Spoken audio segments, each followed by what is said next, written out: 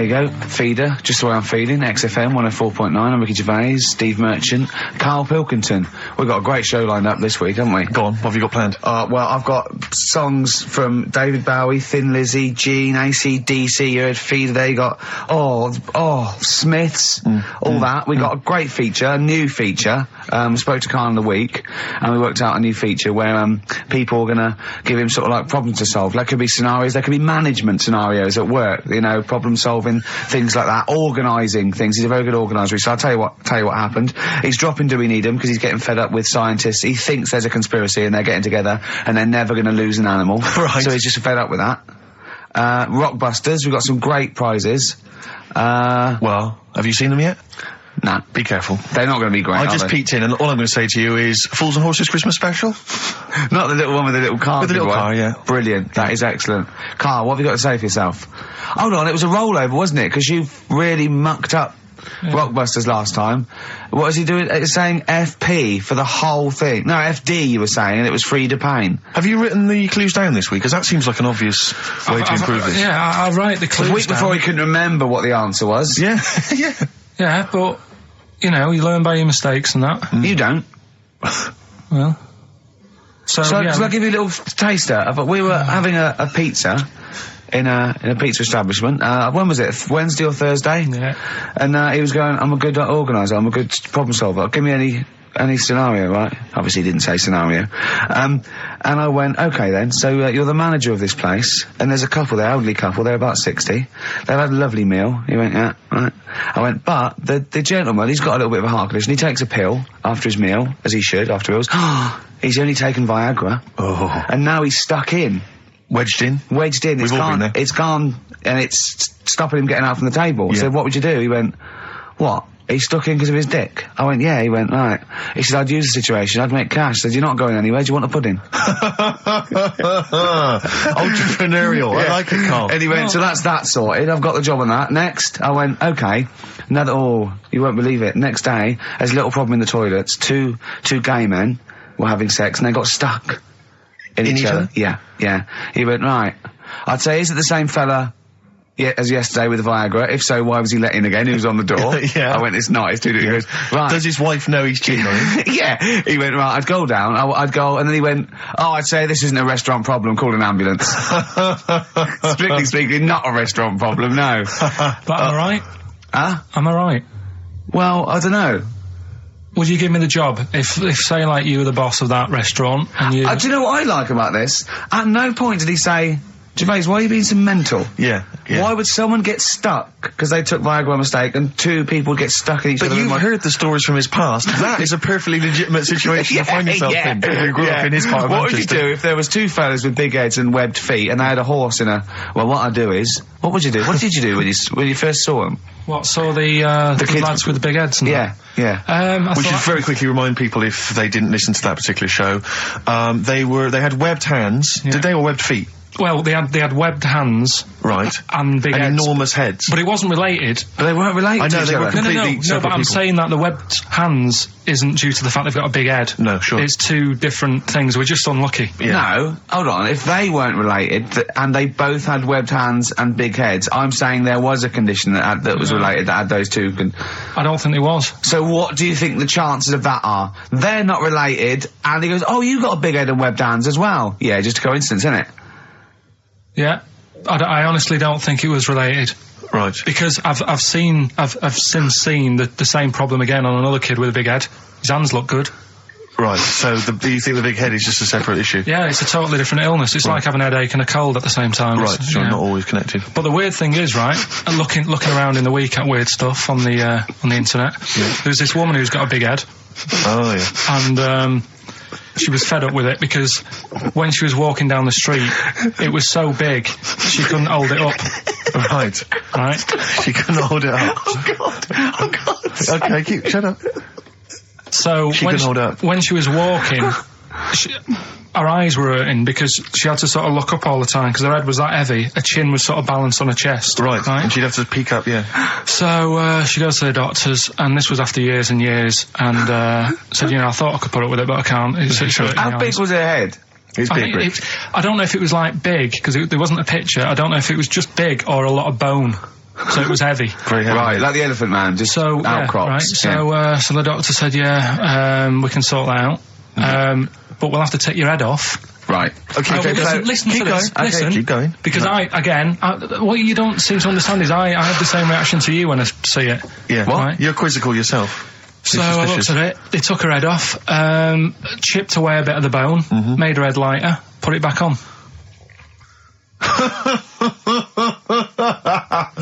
Right, play the Smiths. They took a woman's head off. Yeah, this is asked by the Smiths. And if you'd like to ask Karl something, details coming up soon. How's that? Ask by the Smiths on XFM 104.9. So, what's the email, Karl? If people want to ask you something, a problem, they've got a problem to solve. It can be anything. It could be a personal problem. It could be a scenario. It could be about war. It could be anything. But or it could be more flippant, I suppose, and light-hearted. Yeah, it could be. Yeah, but I prefer stuff that I could sort. So you can get your teeth into. And actually, sort out. What, like war? War is too, it's a bit big for me, that one. Do you think? I don't want to get into that. What do you mean? If Tony Blair came to you and he went, Karl, listen, I'm having a bit of trouble here. I don't know what to do. I've tried everything. I've tried spin. I've tried being tough. I've tried backing down. I've tried getting other countries involved. They don't want to know. What do I do? What do I do? You don't know? Tricky one. It's a tricky one, yeah. I don't worry about it. If it's going to happen, it's going to happen, isn't it? Yeah. Do you know what I mean? Yeah. Just get in the bath, put a mattress on top of you. That's it. Sorry, why are you doing that? Ooh, slow down. Why are you doing that? That's what they say you do, isn't it? If it kicks off. If what kicks off? If there's a war and that, you get in the bath, put a mattress on top. Right. Did they do that in the Second World War for 6 years? Was that making bunk beds? That's just what I read somewhere. Yeah. Is the bath full of water? No. That'd be daft. Okay. But I think they were enamel baths then, though. I think they'd stop a bit of shrapnel. I think the plastic ones you get nowadays would probably melt on you. And the mattress, where your dad has cut it in half, all the foam would come out and the springs would get you in the eye. Oh, talking about my dad. Steve, you'll love this, right? Go on. My dad hates being ripped off, right? Yes, well, no, I can relate to that, that's important. Hates coming to London now. He always wants me to go and see them rather than come here, because he just thinks London is like a big rip-off. Last time he came, he got annoyed because I bought him a scone and a cup of tea for like 3 of us, and it was £14, and he just was livid. And then we had an argument about that, and then we went to the Millennium Wheel, and I said, do you fancy going on this? He said, oh, all right. Then he saw the price, and it was something like 20 quid or something, and he said 20 quid to go up in the air to look at stuff that's on the ground. He said I might as well stay on the ground. Brilliant. Right? Thought, good point. His logic is impeccable. So anyway, this is going on. Anyway, he spoke to me the other day. I said, how are things? Are they all right? And that. He said, being ripped off. I said, why? He said he ordered, do you know the place where he got a new bed from because he cut the other one in half, right? He got this bed out of a catalogue. So he sorted out a payment on the phone. He said, look, you're ripping me off a bit here on the interest thing, but well, let's do a deal. We'll sort out a new monthly payment that's different to what it says in the catalogue. And he said, yeah, we'll go along with that. Anyway, so he sorted that out. He was happy. The bed arrived. It's a nice bed. He said, that's great. So anyway, he got the bill for it, and it was the original price. Oh, I thought that might be the case, yeah. Right? So he called up and said, I'm not happy with this. He said, we said a deal. And oh, no, don't know what you're talking about. He said, right, don't send me your catalogues anymore. He said, I'm not buying anything from you. You're a rip-off merchant. Right? So anyway, a few weeks go by. Post comes. Only another catalogue in the post. He's livid. Right? So he was well annoyed. Yeah. So he looked on the back, and it said on it, this catalogue will always be property of, the company that does it. So you can't throw it away. If we request to have it back, we've got the permission to get it back off you. Right? So he thought, right, well, they're out of order. I told them not to send me one, and they have done, and they're saying I can't chuck it away. So he called them up and said, all right, Mr. Pilkington here, bought a bed off you, you conned me, and that. But, forget that. We've dealt with that. You've sent me a catalogue, I told you not to. It says on the back here that this will always be yours. Yeah? So, in a way, you're using my house as a warehouse. I'll be charging you 26 pence or something a day. Brilliant. He said, you already owe me £6.28. Something like that. Genius. And, they sorted it out. So again, it's just... So hang on, but are they going along with this? I don't know what happened. He said they sounded annoyed and said they'd get back to him, and they haven't. But he said, I'm not bothered. They can take as long as they want because the money just keeps going up. Yeah. So, what sort of profit has he made so far? Well, when I spoke to him in the week, it was like £6 odd. Yeah. I think that was on Tuesday. So he's just leaving it. It's like an investment. Yeah. It's like an antique. It's just going up every day. So, well, keep us posted on that. That's dynamite. One day we need to speak to your father. Yeah, I think so. So many questions need to be asked of him. In fact, I might set him to give you a letter to take home. Yeah. Dear Mr. Pilkington, your son Karl. New single from Nick Cave. I think you'll enjoy it. Yeah. That's the forthcoming single from Nick Cave from his album Nocturama. That's called Bring It On. That's great. I must admit, I was a latecomer to Nick Cave. He's extraordinary, yeah. I mean, years into his solo stuff before, I decided that he was brilliant. Yeah, he's fantastic. He's fantastic. I had some exciting news this week, Karl. You'll be pleased to find out. I'm worried that you might get a little bit jealous because it's obviously going to impact on your world quite strongly. Because I know you think you'd like things to be quite samey. You like the status quo to be maintained. You like the fact that in the past, we've had some crosswords. Because I remember. What did you think of me when I first walked in? When I first came in on the first day of XFM? I don't know why you're making a big deal. Do you want to bring it? I'm just being honest, though. I'm just being honest about a lot of people who see you for the first time sort of go, well, he's a bit weird. I know that, Steve, that you brought it up, and then you're again. But I'm sure that wasn't what he said before. No, did he say before? Yeah, well, he's a bit weird. Yeah, well, he looked at you, and I knew. I could see by the look of his face. You know when your kid, and your kid's sort of scared of something, and they go, "Why is your kid?" He goes, "Oh, he doesn't like pigeons or spiders." Right. It was like that when I saw Karl, and I brought you in, and I went, "What do you think of that, Karl?" I could see the look on his face that he was disturbed. Sure. And then, as he said, you get used to it, don't you? Yeah, you get used to it. And you have changed a little bit. Your hair's a bit smarter now, and you got some nicer glasses and that, I think. Or I might have just got used to it. Whoa! Don't bring it up, Steve. Don't look at me like that. So you say that you think some other people in the office thought the same? Do you know that for sure? Karl. Did you discuss it? Karl. Yeah, I think they do, yeah. Okay, leave it there then. But not just in the office, as you walk through the building. It's worse than you ever thought. Well, no, it's not worse than I ever thought, because as you well know, Ricky Gervais, what did I do on Thursday morning? Oh, is this the thing, for those that perhaps are not of the female persuasion listening, there's a magazine. Apparently it sells quite well. It's one of the sort of female, issues magazines. I think it's called Company Magazine. It's like your sort of, I guess it's a bit like your Moore or your Vanity Fair or whatever. Anyway, they run every year the 50 most eligible bachelors in Great Britain section. Ding dong, hello. Who's in there this year? In the top 50 of the entire country. And then they vote, and they put them in order and see who's the most eligible bachelor. But that's 50 people, right? It always annoys me slightly because bachelor, it kind of seems like a more sophisticated word for loser. Yeah, no. Which always sort of unnerves me slightly. And also they try and do a different 50 every year, so they're getting pretty desperate to get different ones. No, because also a lot of people who are sort of like successful, are married, so there's very little to... No, there's a huge... I don't know if this is international. It could even be international. I'm not sure, actually. So I could be up there with the likes of Justin Timberlake, etc. So, Fred Durst... Yeah, that sort of person, So anyway, this is what's exciting, right? Although I'm slightly frustrated because they were telling me that last year, because what happens is the readers of the magazine, they vote for who they think is number one most eligible bachelor, right? Last year, the prize was a 2-week trip in the Bahamas. Okay, this year. I'm rather annoyed because all I'm going to win is a moped. That's the prize this year. That's the prize this year, a moped. Whoa, backtrack. What? Sorry? Last year was a 2-week trip to Bahamas, and this year just a moped. All I'm going to get is a moped. All you're going to win is a moped. Yeah, you've got no chance.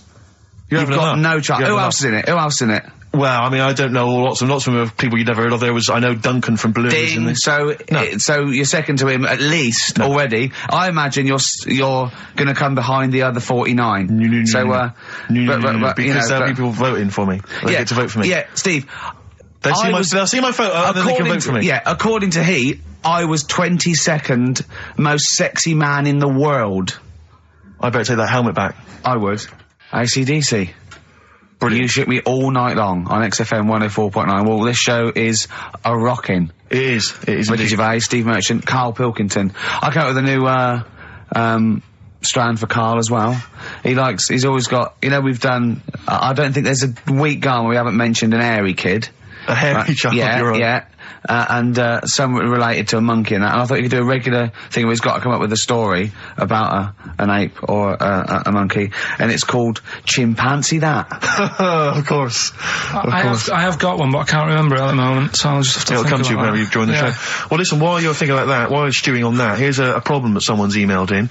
We're taking emails today. If you've got a problem, a concern, or, you know, just a general query that you think Karl could answer for you. It could be about anything. It could be about some of the big kind of philosophical questions. It could be you know, something to do with war or famine, anything like that. Or it could just be a personal dilemma, you know, something that's happening locally. Anyway, this seems one that I think you and your father have probably come across this sort of dilemma in the past. And I'd be interested to know what your take is on it.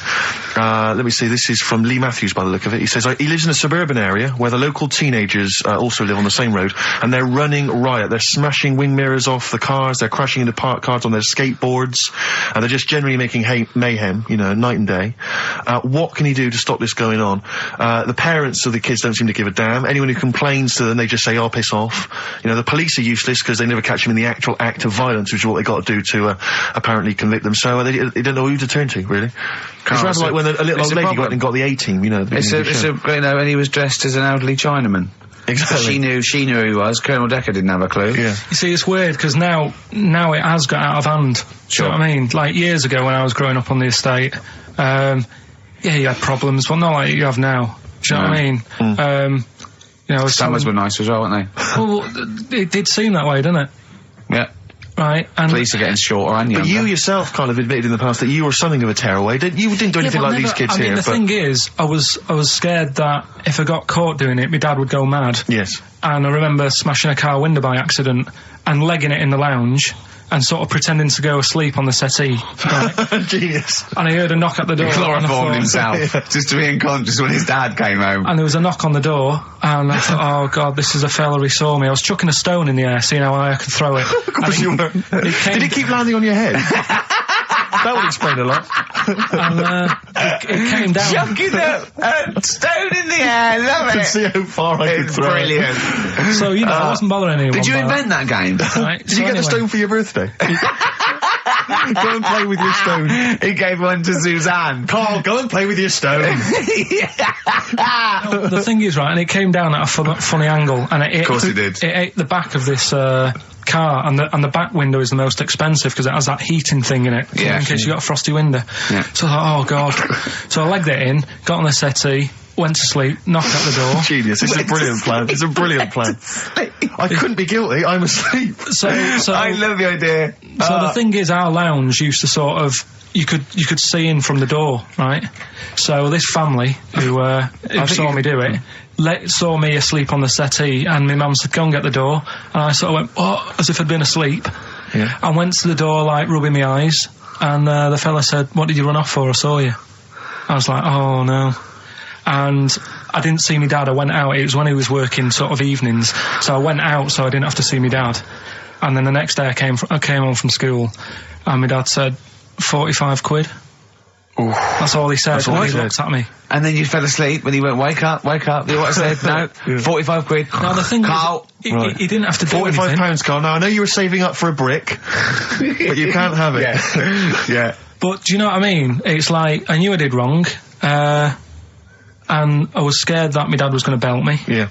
So I was like, oh, you know, I'll be more careful next time. But that was clearly good parenting on the part of your father, because these young tykes, clearly they don't have the father support. I don't know if you were living in that street, very quickly, what would you do? What would your approach be? If you were living in his street? What if they'd come home, right, and they just vandalised all your pebbles, right, that you've been saving over the years, and just threw your gravel away? What would you do if they just... I'd probably clout one of them. So you'd use violence?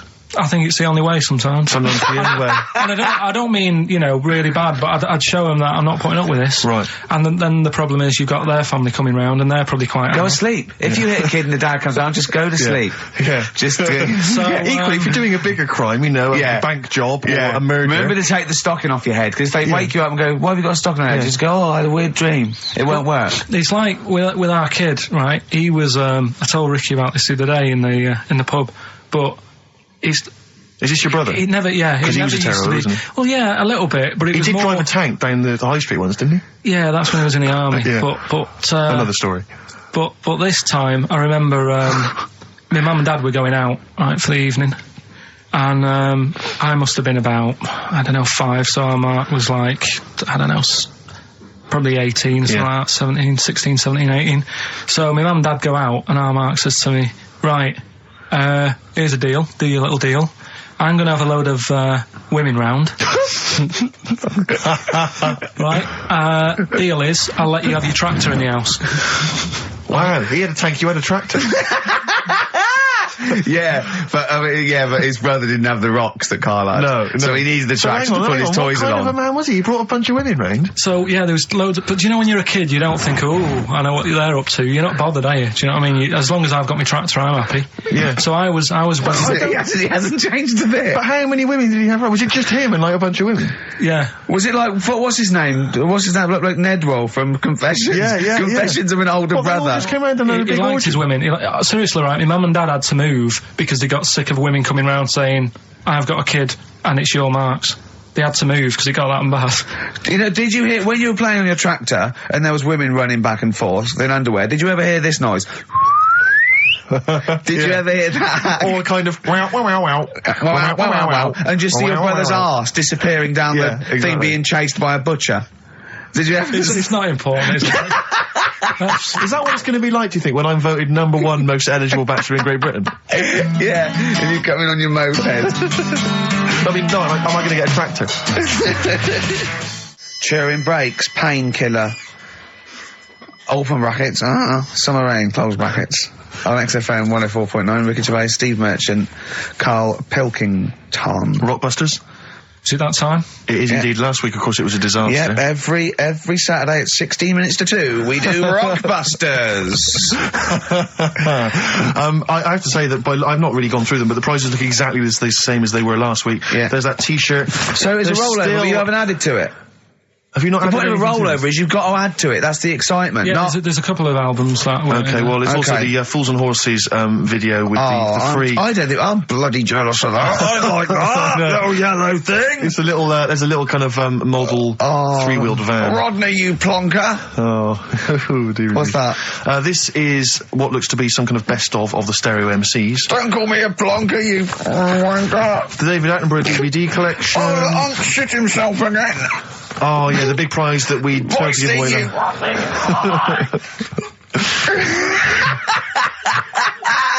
Best chill out album.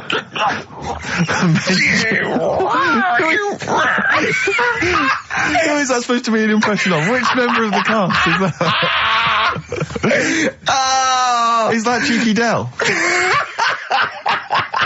I don't know. Best chill out album ever, the best air guitar volume 2. And of course, for all our fans, Doctor Who, The Aztecs. That's on DVD, and that's one of the William Hartnell Doctor Who. Alright. That's the worst impression I've ever heard. That's brilliant. Right, then. Right, three cryptic stuff. Oh, come on. Right. Rodney, Three, I can't do it. No, come on! Right, three cryptic, clues. Some of which may be wrong. Yeah, and don't take the letters literally. Yeah. Right, go on. And some initials, and it makes up a band. So here we go then. There's 3 of them. You email in ricky.gervais@xfm.co.uk. Yep. Right, here we go then. Sure. Number 1. The weather stinks, doesn't it? The weather stinks, doesn't it? Yeah. That's R. That's R. Right. The weather stinks, doesn't it? Yeah. Second one. Look, Gran, just get on the boat and help us out. Alright, give us that again. Look, Gran, just get on the boat and help us out. Look, Gran, just get on the boat and help us out. What's the initial? R again. R again, interesting. Yeah. And then the third one, if you're going to do that with your drink, I'd let it settle for a bit before you open it. CK. CK. Alright, Once more? So quickly, all the way through then. Number 1, the weather stinks, doesn't it? That's R. Look, Gran, just get on the boat and help us out, will you? That's R as well. And then the last one, if you're going to do that to your drink, I'd let it settle for a bit before you open it. CK. Ricky.gervais@xfm.co.uk. Brilliant. Fantastic. Right, we'll have a bit of vinyl. Let's have a classic from the Merchant Collection. That's going to be the new single. Lemonade. Sing for the moment. I like that. It's on not bad, XFM 104.9. Ricky Gervais, Steve Merchant, Karl Pilkington. All right, Karl? All right. What's the matter? Huh? Just, you know what's the matter? What? Should I explain? If you want. I'm sort of an independent adjudicator, and I couldn't help but notice that you both went out to make the teas, but only one of you came back with a wig made out of that poppy stuff that you pack. Bubble wrap, yeah. That you and he didn't want me to do it with sellotape, so I kind of did it with elastic bands that I found. Apparently it hurt his ear, it's cut into his head, and look at him, he's annoyed. I don't know. There's not many times I've ever done, any form of work really, where halfway through it, let's say a 2-hour live radio show, one of the people has said to the other, can I make out of this big cardboard box a bishop's hat for you? Well, I did that, and start fashioning that. And when yeah, should but be and the concentrating on the sellotape show. hurt his eyebrows. So when we went to the kitchen, I kind of did it with elastic bands, and that was cutting into his ear or something. I don't know, making excuses. Oh, Carl, you are here for Ricky Gervais's amusement. I think if you check the small print of your contract. Have you got anything interesting about a monkey or an ape, so we can do chimpanzee that? I know something that a lot of other people will know, but I'll. Well, let's do it then. What's it called again? Well, should we do a jingle? Well, do a little jingle for us then. Oh, chimpanzee that! Brilliant. That's great. Right. So I look forward to that every week. Yeah. And what's your interesting chimp fact? Right, it's about this monkey ages ago. Of course. Don't know where it happened. 17th century? I think it was a chimp. Right. Got caught having a fag. You know it? What do you mean, do I know it? Oh, narrow it down. Loads of chimps are caught with woodbines. Right. Got caught having a fag. So it was sent to court. And, was it underage? It was, and it got someone to go into the newsagent for him. Did he get a bigger gorilla to go into the newsagent and get 20 Rothmans? It ended up doing time. Because it was. Go back a minute. Wait a minute. Whoa. No, I don't know that's as much as I know. So there's no point questioning. That is as much as you know, isn't it? Quite literally. Sorry, but why did he go to prison? It's against the law to have a monkey having a fag. In a built-up area. What are you talking about? It's against the law for a monkey to have a fag. What if it got it himself? Even if it just... What about if it earned it himself, just like moving tyres round or mucking out the zebras? I don't know the full story. You don't know the full story, do you? But do you think... You never do you? I presume it was a monkey from a zoo, right? Yeah. Do you think it'd be fed up, though? Because in a way, it's home from home, isn't it? When I read it, I didn't think it was that bad, because I just thought, well... They don't put monkeys in prison. They didn't put the monkey in a prison. They're overcrowded. They haven't got the space. Well, I'll find it and give you the where I got it from, and you. Chopper Harris was furious because the monkey got the top bunk. Yeah. Can I just? Okay then. Oh, chimpanzee that. Another one next week. I don't think so. Rockbusters, right? Can I just recap? Yeah, because actually I have to say you've really stumped people this week. Yeah. Well, either that or they just can't be bothered anymore. Well, they're wrong again. No, right. I think the prizes are so pitiful they can't be asked. Let me just explain it again, just in case they don't understand it. It's a cryptic clue, right? And it makes up a band, and the initial that I give you is the initial that the band or the artist starts off with. So last week, I can't remember, but we did AK, an exploding pet, atomic kitten. That explains it. So very quickly, number one. No, last week we did FP. That you gave out the clue, FD, Frida Payne. Yeah, it was an error. So they're all right this week, though, are they? Yeah, the weather stinks, doesn't it? That's the cryptic clue, and the letter is R. Number two. That's the rainy smell, boys. Right. Look, Gran, just get on the boat and help us out, will you? That's R as well. And the last one. If you're that's rigging nanny. If you're going to do that to your drink, I'd let it settle for a bit before you open it. That's CK. Right. Ricky.gervais@xfm.co.uk. Plus, keep your problems and queries coming in for Carl. We've got another one as well, which I'd like to give you after the next track, Carl, if I may. All right? All right. You've got a problem, haven't you? What with? Oh, yeah. Listen to this, Carl. Let's play a record. Let's come back with this. It's an amazing problem. Wow. You're getting celebrities asking me questions now, Carl. That's David Bowie. Is there life on Mars? Do you reckon? I reckon there's more going on than just us messing about. I reckon. I hope so. I think. Tell Steve your problem that you aired to me. Well, do you know how, like, I'm always thinking about stuff when I'm washing up? I'm just going to look at Steve for the reaction when this question comes out. Okay. There's been a few things I've been thinking about. Do you know, like, how I tried to confuse a computer by putting in Y in a search engine? Yeah. So, along the lines of that, I was thinking in the week, if you put a chameleon on a mirror, what would happen? Right. And also, this is a bit of a bigger issue. We're always making more and more stuff, right, in the world. You know, big buildings, big planes, big boats and that. Will we ever get to a point where all this is too heavy for the world to handle? Right, what error has he made there, Steve? What physical, scientific error has he made there with that question? I can't begin to explain it. Karl, we're not getting the rocks from other planets. It's already here. It's like having a big pile of books in a room and then moving them over to the other side of the room and build a thing going, oh, can the room take it? I'm building a lot of things out of these books. What about plastic? Where's that come from? Other chemicals that existed on the planet. Yeah. Do you see the point? Hang on a minute, though. What about a little tree? You plant that as an acorn, it grows, Rick. That's bigger. That's more stuff. Yeah. Don't listen to him, Karl. He's patronising you. What about acorns and that, though? Right. They grow from minerals and proteins already in our atmosphere or in our the mass of Earth. What about a cat, Karl? Right, you get it. It's a very tiny kitten, but it grows up and it's bigger. Karl, he's doing it on purpose. Elephants. They're very small to begin with, but they get bigger and bigger and bigger, and so they get heavier and heavier. Mind you, dinosaurs have gone. You know, but you...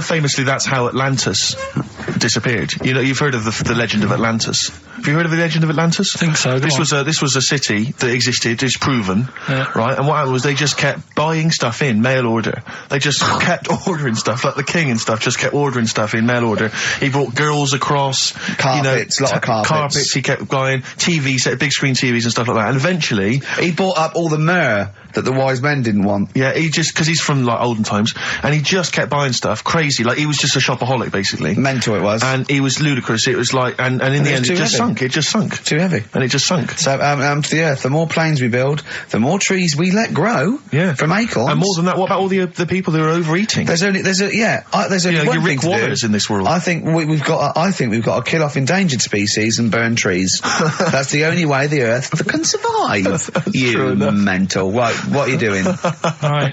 Okay, look, quick query for you. This is from Jay. He's got a problem here. He says, my parents won't let me ditch my studies. He's currently reading modern languages at London University. Sure. He wants to follow his dream, but his parents won't let him, of being a dancer. Karl. Worse than that, he says that they're trying to arrange a marriage to a bunch of minging daughters of people they know from good families. He doesn't know what to do, so he's got the arranged marriage coming along, and he's also got, he basically wants to be a dancer. His parents are forcing him into something more practical. Well, the first thing, right, I don't think Live your dreams? The arranged marriage thing is such a bad idea. Okay. Because I think too many people go on looks. Right. And then you soon get bored of that, and you find out the person who you're knocking about with, it's actually not your type. Right. Why don't you arrange marriages for people? Well, I'm just saying, right, so I'd say, Jay, go along with that. I wouldn't worry about it. Okay. I mean, if they're really ugly, then, don't go along with it. But if they're half bad, put up with it. That's sure. all right. The dancing. Brilliant. Right. That's that solved. Brilliant. I wanted to be a dancer. After I did the boxing, right, I joined a dancing thing just near Man United's ground, right, called Twiggy's. Went along, I wanted to learn some moves. How old were you? Well, it was when Michael Jackson was, pretty big, so about 83, 84, 85, something like that, around there. Wanted to do it. When I went, it was shut, and it had become like a warehouse for toilet rolls. So in a way, I wonder what would have happened. Sorry, how is that an anecdote about you going through dancing? You've told me before, you did boxing for a while, you did dancing for a while. You had a true fight in the boxing, you didn't even get in the... That's not an... Imagine if that was a film! This is a boy's dream of becoming a dancer. Oh, it's shut. Next on. I mean, how is that a story? Yeah, that was Billy Elliot. Do you think it would have won quite as many awards? Yeah, brilliant. Footloose. All right, I'm fed up. They banned it. Let's go. Oh, it's shut. Flash dance. First, there was. It's a warehouse. Never mind. I'm just saying, you know, you'll find something else. I think I got a go-kart after that. I bought a motorised go-kart and kept myself busy with that. So there's always other things. Just think, Alan Bennett has to sit down and really sweat over his stories. Yeah. He just opens his mouth. You are a living Alan Bennett character. So that's solved. Well, Jay, don't worry about that. There's no emotional problems I can foresee if you follow that advice. So the advice there is do an arranged marriage. If she's not ugly. minging, she's not completely minging. Yeah. And don't worry about dancing. Get a go-kart. Cheers. Great. Keep your problems coming in. Truth, Rest Your Head by Gene on XFM 104.9. Ricky Gervais, Steve Merchant, Karl Pilkington. While I was with Karl in that restaurant, while I was giving him the problems, the old fella with Viagra and the two fellas making love in the cubicle, we came up with a new idea, because he's dumping. Do we need him?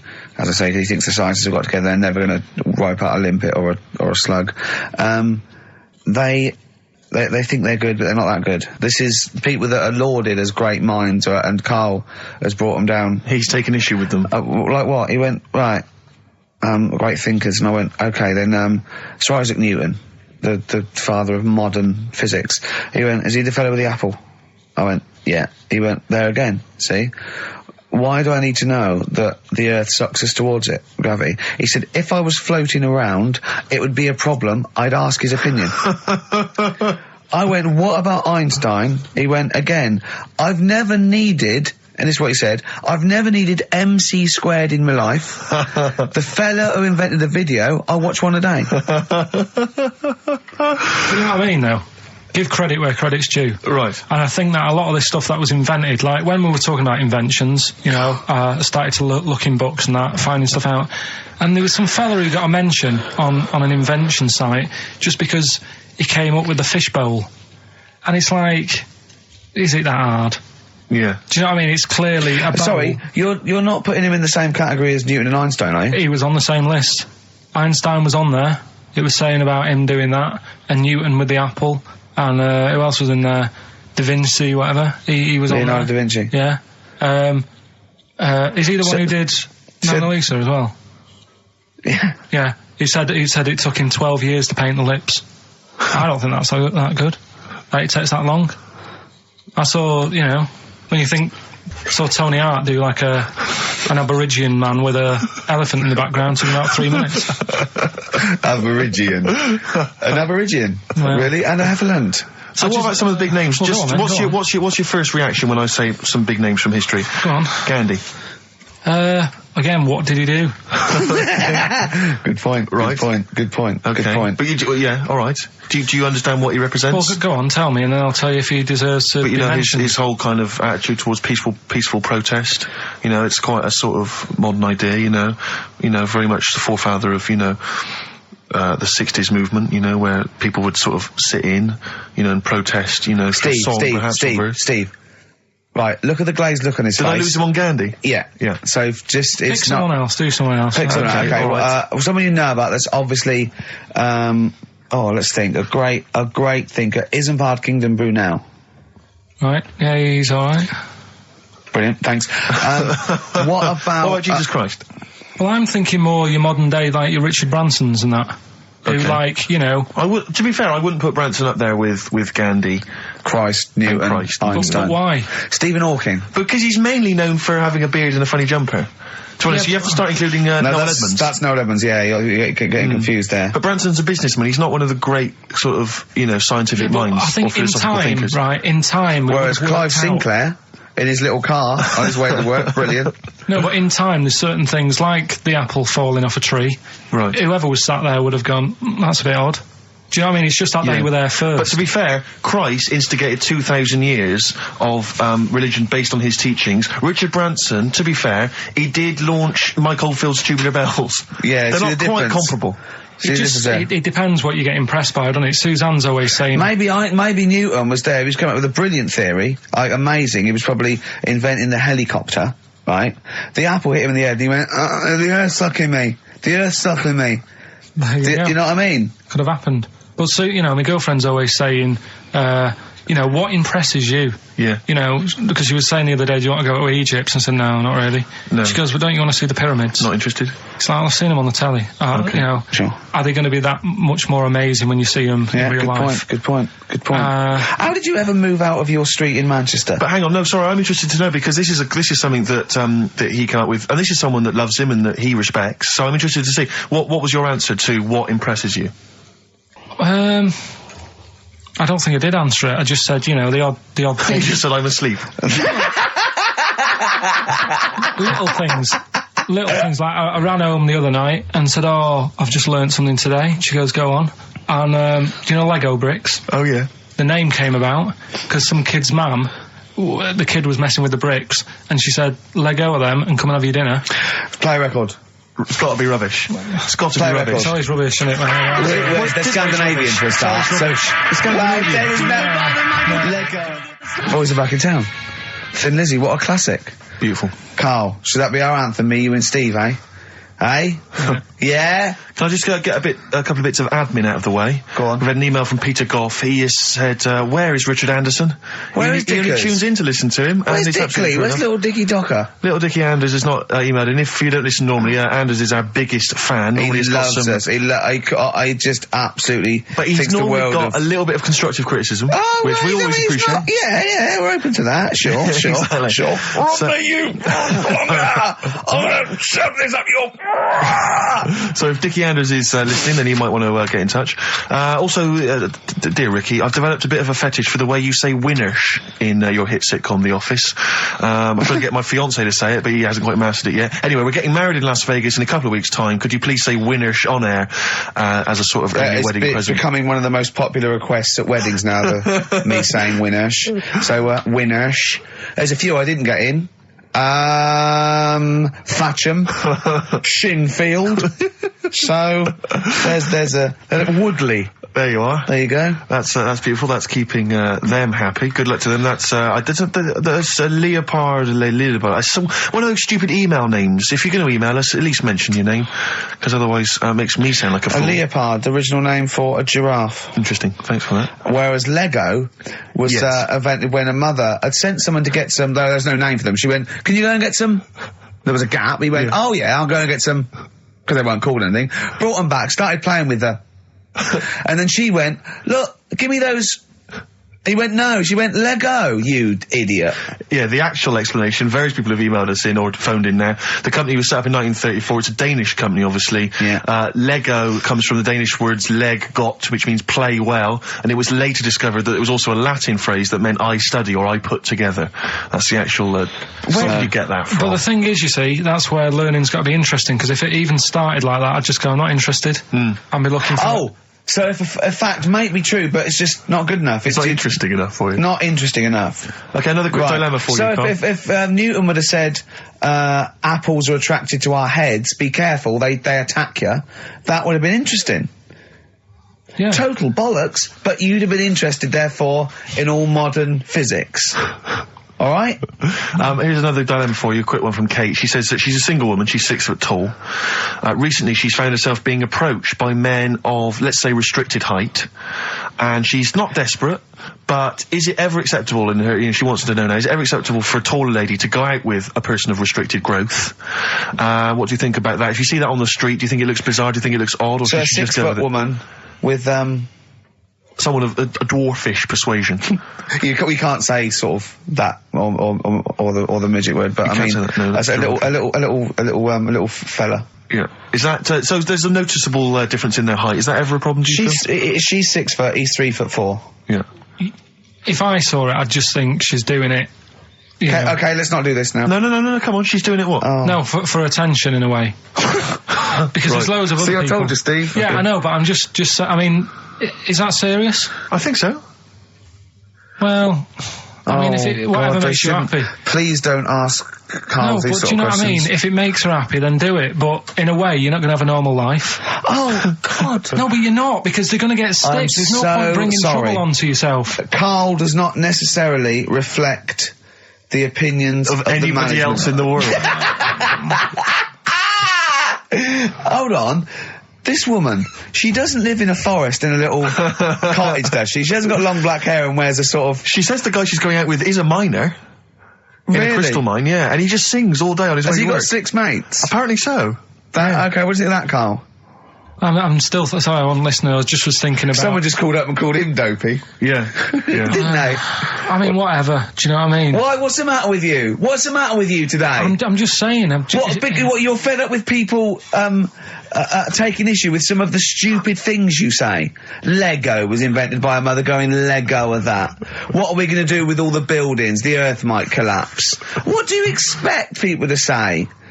Well, even our listeners know you're talking rubbish, and some of those aren't allowed to wear socks. I mean... Listen, right, last week when I did Do We Need 'Em, do you know when I called up one of the museums in a science museum? Yeah, are you talking to me? Yeah, I'm just saying, I wanted to tell you before when the song was on, but you're so busy listening to it. Yeah, was I so busy listening to a song I was playing? Yeah, but we're doing a radio show, aren't we? All right, what's your point? Well, I just wanted to say, she emailed in to say I got her name wrong, so I'm just apologising for that. What did you call her? I think I called her Jessica. What was her name? I don't know, I've got it on email somewhere. What? This is not an apology! No, I'm just saying... You've got it wrong again! You've not even said her real name! How is that an apology? Well, I remember, I read the email, so, yeah, But who are you apologising to? I think her name's Jackie, I think. Oh, you've got it wrong again, haven't you? Well, anyway, and she just said if you want to see dinosaurs and that, go to the museum. You were complaining about that as well, weren't you? You went to a museum and there was too many dinosaurs. He said you just need 4. No, well, Steve, have you been to the one in Knightsbridge? I think so. This one that I called up, right? It's nice. You go in, you get a good collection of stuff. You walk in, there's 3 or 4 dinosaurs. You've had enough, right? I went into New York, right? I went to the museum there, hundreds of them. You can't move for dinosaurs. Yeah. It's almost like they're responsible for them being extinct. There's loads of them. So all I'm saying is, if you want to see a dinosaur, go to the one near Knightsbridge. They've got a nice selection, some old vases and stuff. It's worth going. So, do you work for them? Because that was a pretty big sell. Well, you could work that into quite an advert, I imagine. Brilliant. Karl, you're fed up, aren't you? Because you had to get up early. Well, that's another thing, but will we give out the answers for... Let's do that after we've played the next tune. I have to say that I'm wondering if Rockbusters, like Do We Need 'Em, is beginning to run its course, because this week we've had very, very few right answers. I think you're just getting too complicated. Yeah, because his clues and his answers are rubbish. Why don't you start doing proper ones? These are good. We started off easy. If you remember. I think some of them are a bit tortuous. They don't work. Some of them don't work. Come up with some stuff then. Let's play a tune. Well, I have. And we'll come back with the Rockbusters answers in a second. You haven't come up with anything. The Gravediggers, 1-800-SUICIDE. It's a good tune, that. I've always enjoyed it. XFM 104.9. Well, that's nearly it from Ricky Gervais. That's me. Steve Merchant. One of the 50 most eligible bachelors in Britain. I hope people as well, if you buy Company magazine, if there's any ladies listening, every week, of course, I've played you a song for the ladies, and I hope now that you'll be able to return the favour and maybe vote for me. Buy Company magazine, vote for me, so I become 50, the number one eligible bachelor. It wouldn't mean anything then, would it? What do you mean? Well, it wouldn't mean anything then, would it? If they voted you and you got into the top 30, it wouldn't mean anything because you've asked them to do it. What are you talking about? Of course, because it means that they care for me enough, and then they are impressed and charmed by enough that they've actually made that effort. That's beautiful. I think that would ruin it. Well, let's wait and see what the results are. Do you think, getting off that, because we don't want Steve to use as a platform to get in the top 48. He's bound to beat a couple of people. But, what do you think of him now, Karl? Now you've known him for these many years. What do you think of his looks objectively now that you've known him? Can you remember what you first thought? Like I say, he's changed a bit. He's sorted himself out a bit. Yeah. Looks a bit better. How? What's he done? I don't know. His hair's better. Yeah, what was it before? It was just a bit nothingy. Do you know what I mean? It was like just like if you just let your hair grow and do its own thing. Whereas now it's got a style. Yeah. So it looks good. Glasses, he's changed. His glasses are stylish. Yeah. Just stay sat down. Right, Rockbusters. Some people like tall men. Yeah, go on. That's, right, first one. The weather stinks, doesn't it? Yeah. That was R, which was rainbow. Right? Rainbow? Like rain is the weather, and it smells like body odour. Body odour. No, it's B-O. It's B-O, that's B-O. B-O. Well, yeah, but you've got to play... It's not pronounced bow, and it's not spelt bow. Who calls it bow? Everyone knows it's B-O. What, you don't care? You don't care that doesn't work? Well, they got it, so again, as long as one person got it, Carl. Getting it. One person got it. Of all the emails, one person got it. Second one, look, Gran, just get on the boat, will you, and help us out. Go on. That was R. That was a Ronan, right? Ronan, who's Ronan? Ronan. Who's Ronan? Ronan Keating. But he's known as Ronan Keating. No, it's not. No, it's not anymore, though. He's gone on his own, hasn't he? He's just known as Ronan. No, he's not. No, he's not. It's Ronan Keating. He's always been known as Ronan Keating. All right. So that doesn't work like that. Go on. Third one. Next. If you're going to do that to your drink, I'd let it settle for a little bit before you open it. That was CK. What? Shake a can. Shake a can. If you're going to shake, you can. This is the worst competition ever. So it's Chaka. Have you got? It's Chaka. It's Chaka. It's Chaka Khan. Shake a can. No, Chaka Khan. What you got? Chaka can might have worked. To throw a can. Who got all three right then? Well, because basically what happened was people just emailed in 3 guesses. We're stopping and this. And the guesses that were right came from Mandy Thompson in Hendon. That's ruined that, frankly. Well, that's run that into the ground. That's doing Eden ruined. No, we can't just bin everything on 1 week. I don't think we're going to get that. Oh, they're not as good as they think they are, because you only picked on Newton Einstein. You don't know anyone else. You don't know who Gandhi is. Chimpanzee that. You've run out of I did like the jingle for that, though. Oh, chimpanzee that! That was a great jingle. Yeah. But sadly, we won't be able to use that again. So who's won anyway? Well, it was Mandy Thompson I mentioned, but as I say, she guessed, so I mean, she can have the prizes, she's welcome to them. But, I think we should knock it on the head, Carl. Maybe you should come up with something new. No, I think it's still got a few weeks in it. I think we should take some time off. Well. Yeah. What about, like, the foreseeable future? Don't know. Song for the lovers. Do you want to just... A song for the ladies. Listen, I think it's maybe the March issue of Company Magazine. Buy that. Top 50 most eligible people. There's probably an address or a phone number to call. And here's another song for the ladies, maybe just to charm you further. Tom the Model by Beth Gibbons and Rustin Man. Carl, say goodbye and say it nicely, like you're happy. See you later. Is that the best you can do?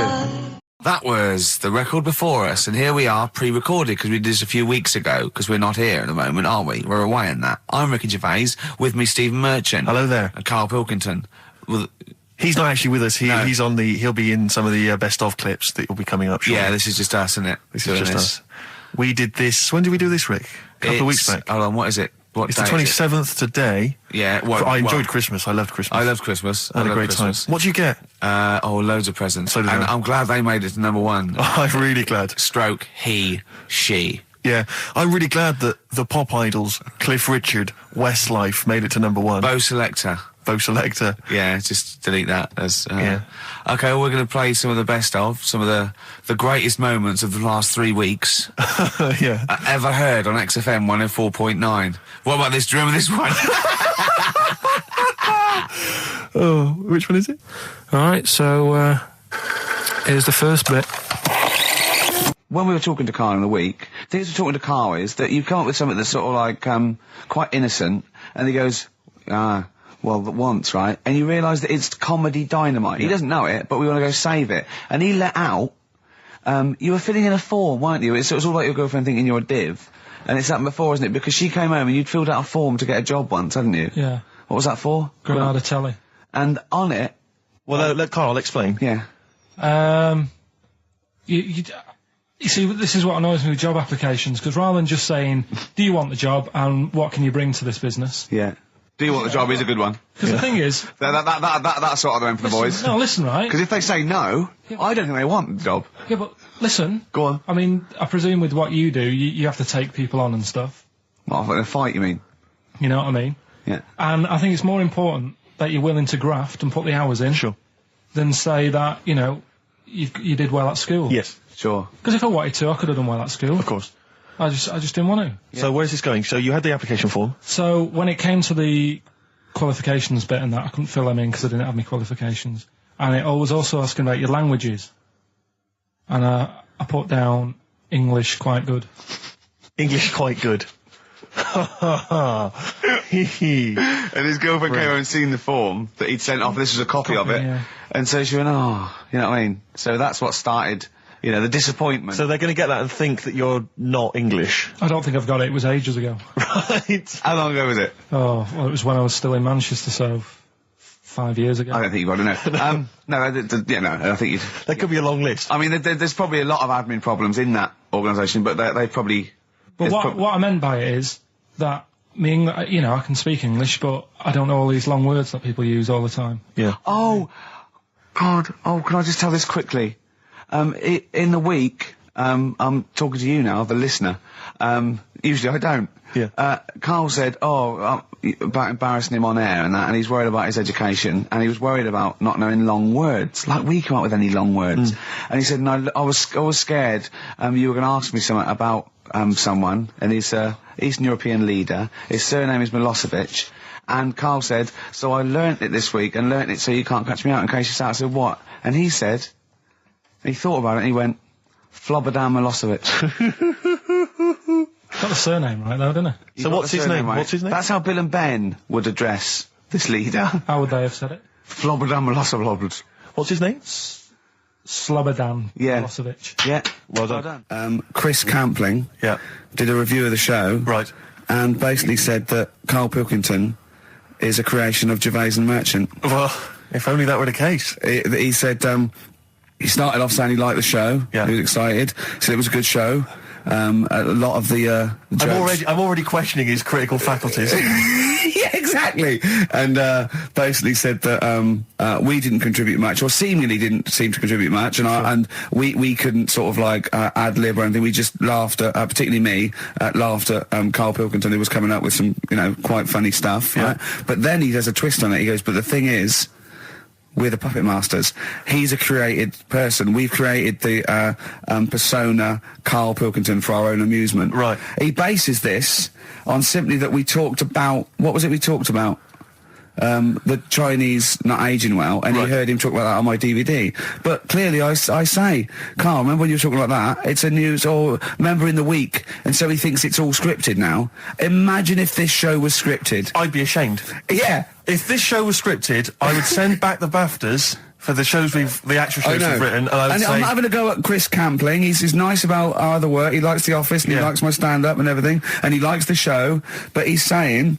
Because we're not spontaneous, we scripted this and invented Karl. So he's like, you know, we've invented another Gareth. If we had created Karl, I would not have squandered a character that good on this poxy radio station. Absolutely. Also, does he know that we spend about 3 months on half an hour script? So how long does 2 hours of drivel? But the main thing is, as if this could be scripted, it's dreadful. It's shocking.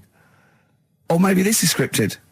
Hang on, you've lost me there. Let me just check the script. Maybe Chris Campling does not exist. Maybe I've made him up. I don't know what to believe. See, the name doesn't wash with me.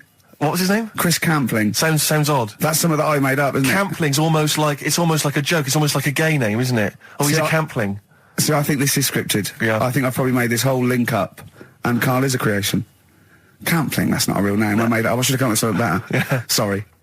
Down to the River by Bruce Springsteen on XFM 104.9. So, that little fella in the Times thought Karl was just a puppet. We created him. He's an actor. What's his actor's name? Brent Hogwell. we got him from Spotlight. Brent Hogwell. This stupid, dopey Mancunian accent, he just puts that on every week. Yeah, exactly, yeah. Yeah, he speaks rather like Hugh Grant. Yeah.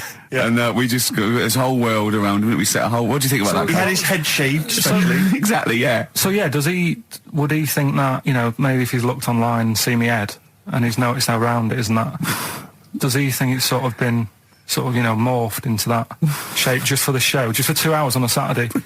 Yeah. You spend 5 hours in prosthetic makeup like John Hurt in The Elephant Man. Everything about him was made up. Yeah. We created him, because I remember coming up with Auntie Nora. Oh, yeah. You said, Rick, we need another character. I said, what about giving him an Auntie Nora? Doesn't sound convincing, I said. Yeah, and you said, what is it about? I said, well, I don't know, she farted for 5 minutes and she's got a fanny like a split tennis ball. No one's going to believe that. Yeah. Oh, that brings us neatly. Well, let's put that to bed now. So, Chris Campling, honestly, we do not script this shambles of a show, and Karl Pilkington really is like this. If you want, you can meet him. I'd love to send Karl for a drink with Chris Campling. Can we do that? And then he'll eat his words. Chris, if you're listening, honestly, this isn't a stitch-up. As I say, I'm not having a go at you. It's a very well-written article. It's very, very fair. You're just complimenting on his grammar. Yeah. It's a very well-written article. No, I'm saying we're not having a go. You've typed that beautifully. It's not like he snagged us off. I would just love him to meet Karl Pilkington. People in the street come up to me and say, is Karl like that? And I so want them to meet him. Yeah. Or maybe he can send in, if he's online, he can send in 5 subjects for Karl to talk about that we couldn't possibly know about, just so he knows that we just really do throw things at Karl and that drivel comes out. Imagine if it was scripted. What?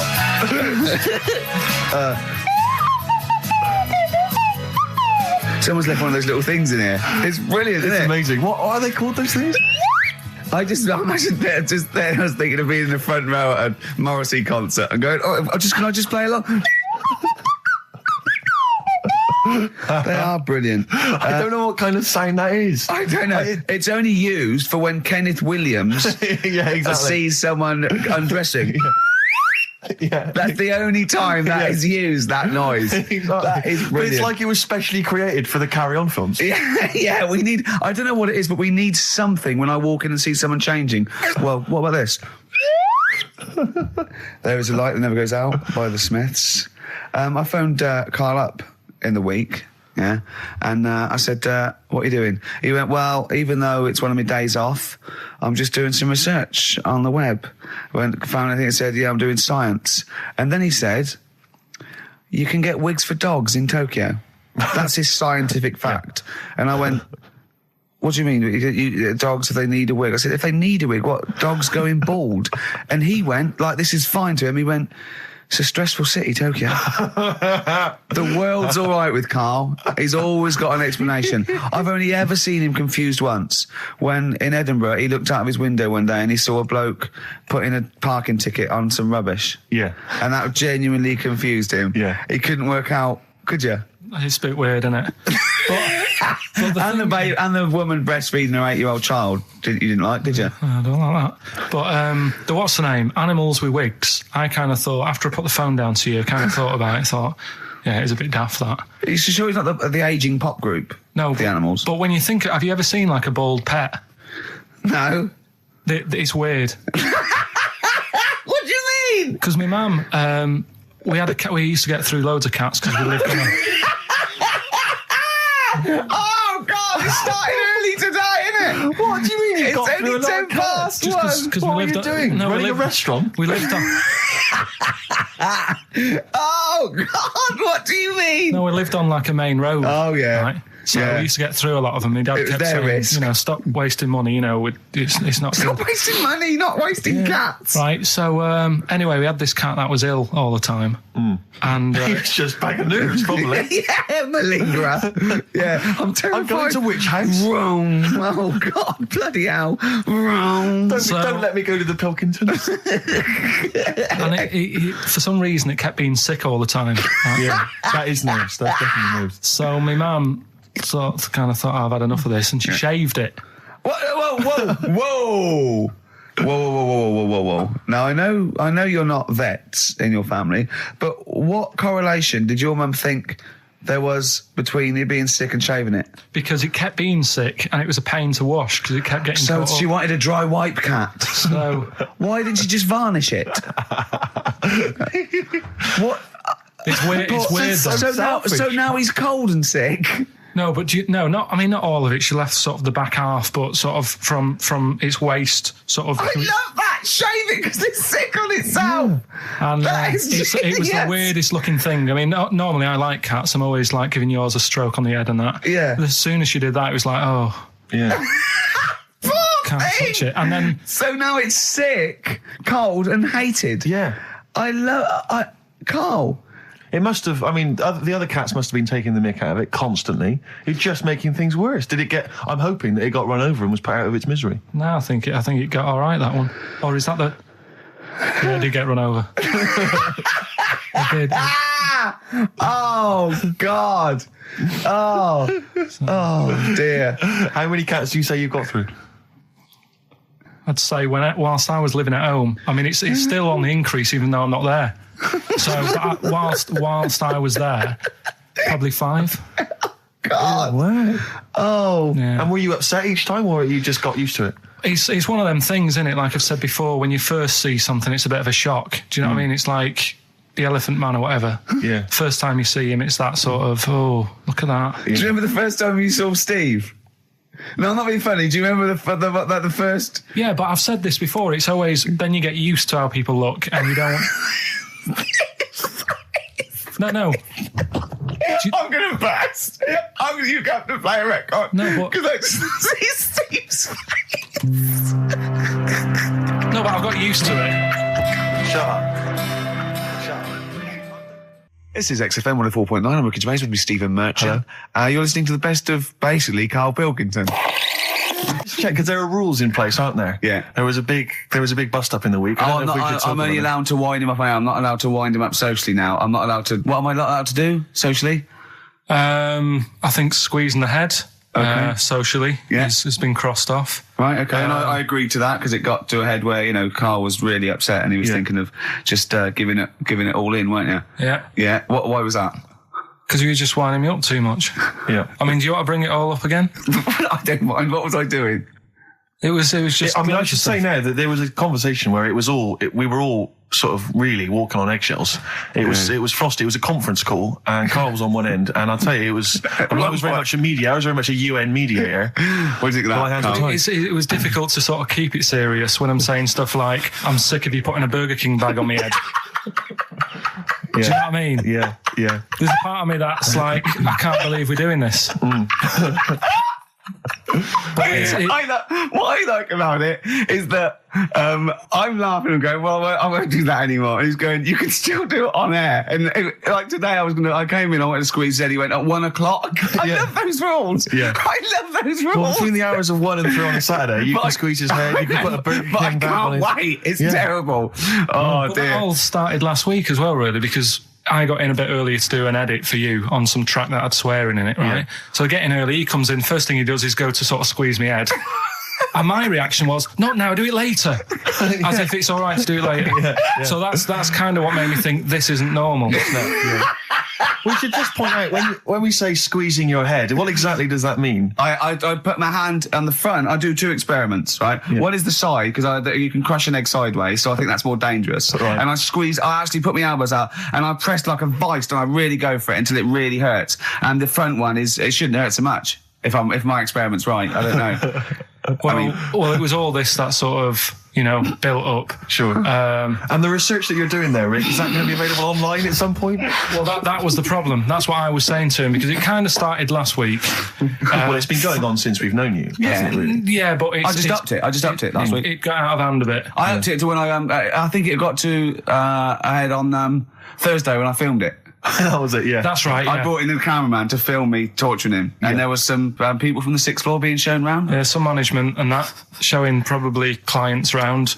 Sort of, they've probably been on all the different floors, same what all the different radio stations do. Fox. This is XFM, the sort of this sort of noise going on. Yeah. You see them all look down and I'm saying, don't do that, right? Sure. They might want to spend a load of money. Yeah. Right? Yeah. And he's doing that, he's wrestling with me, he's filming it. So that's when I just thought, It's mad, isn't it? And then when we were having the argument on the phone, I was saying, has this been some sort of experiment? Yeah. He did. He said that, and of course I lost it. Yeah, but it's all good now. Do you want to squeeze his head before we play the next? I won't at the moment because we've got to get on. It's not right, and that annoyed me as well because I was trying to find out where he was going. I was filming him. I was going on waiting for Karl. Told Johnny he's meeting a mate at 6, which annoys me on 2 counts. And I'm just doing it to the camera, So I'm gonna follow him and just turn up and go. All right, where you been? But then when I came in, he went, I'm meeting a mate, and he told me where it was. So I told him that spoils my fun. Of course.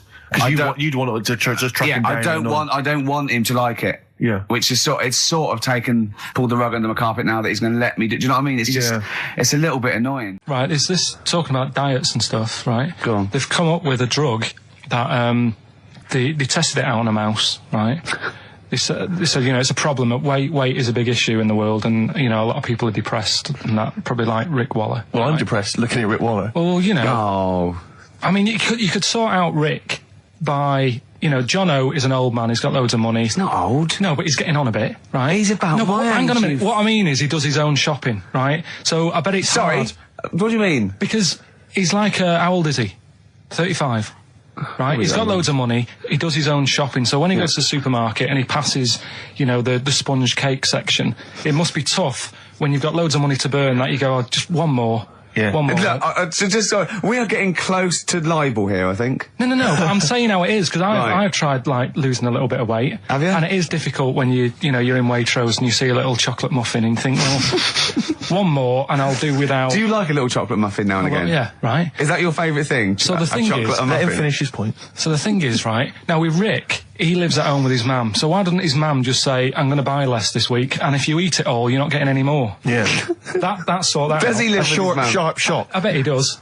I bet he does. So you don't actually know if this is true or not? No, but anyway, right, so this drug they've come up with... They've tested this on mice, haven't they? They've tested I'm worried if they haven't tested it on mice. Thank God for that. It's definitely been tested on mice. Definitely. They fed a mouse a load of cake. Yeah. Right? And it went a little bit chubby, and he said, right, stop a minute. And then they gave it this drug that makes you lose weight. Yeah. And its weight went down, but the only bad side effect was its eyes were popping out. Well, that seems to be fine then. Let's give it to Jono.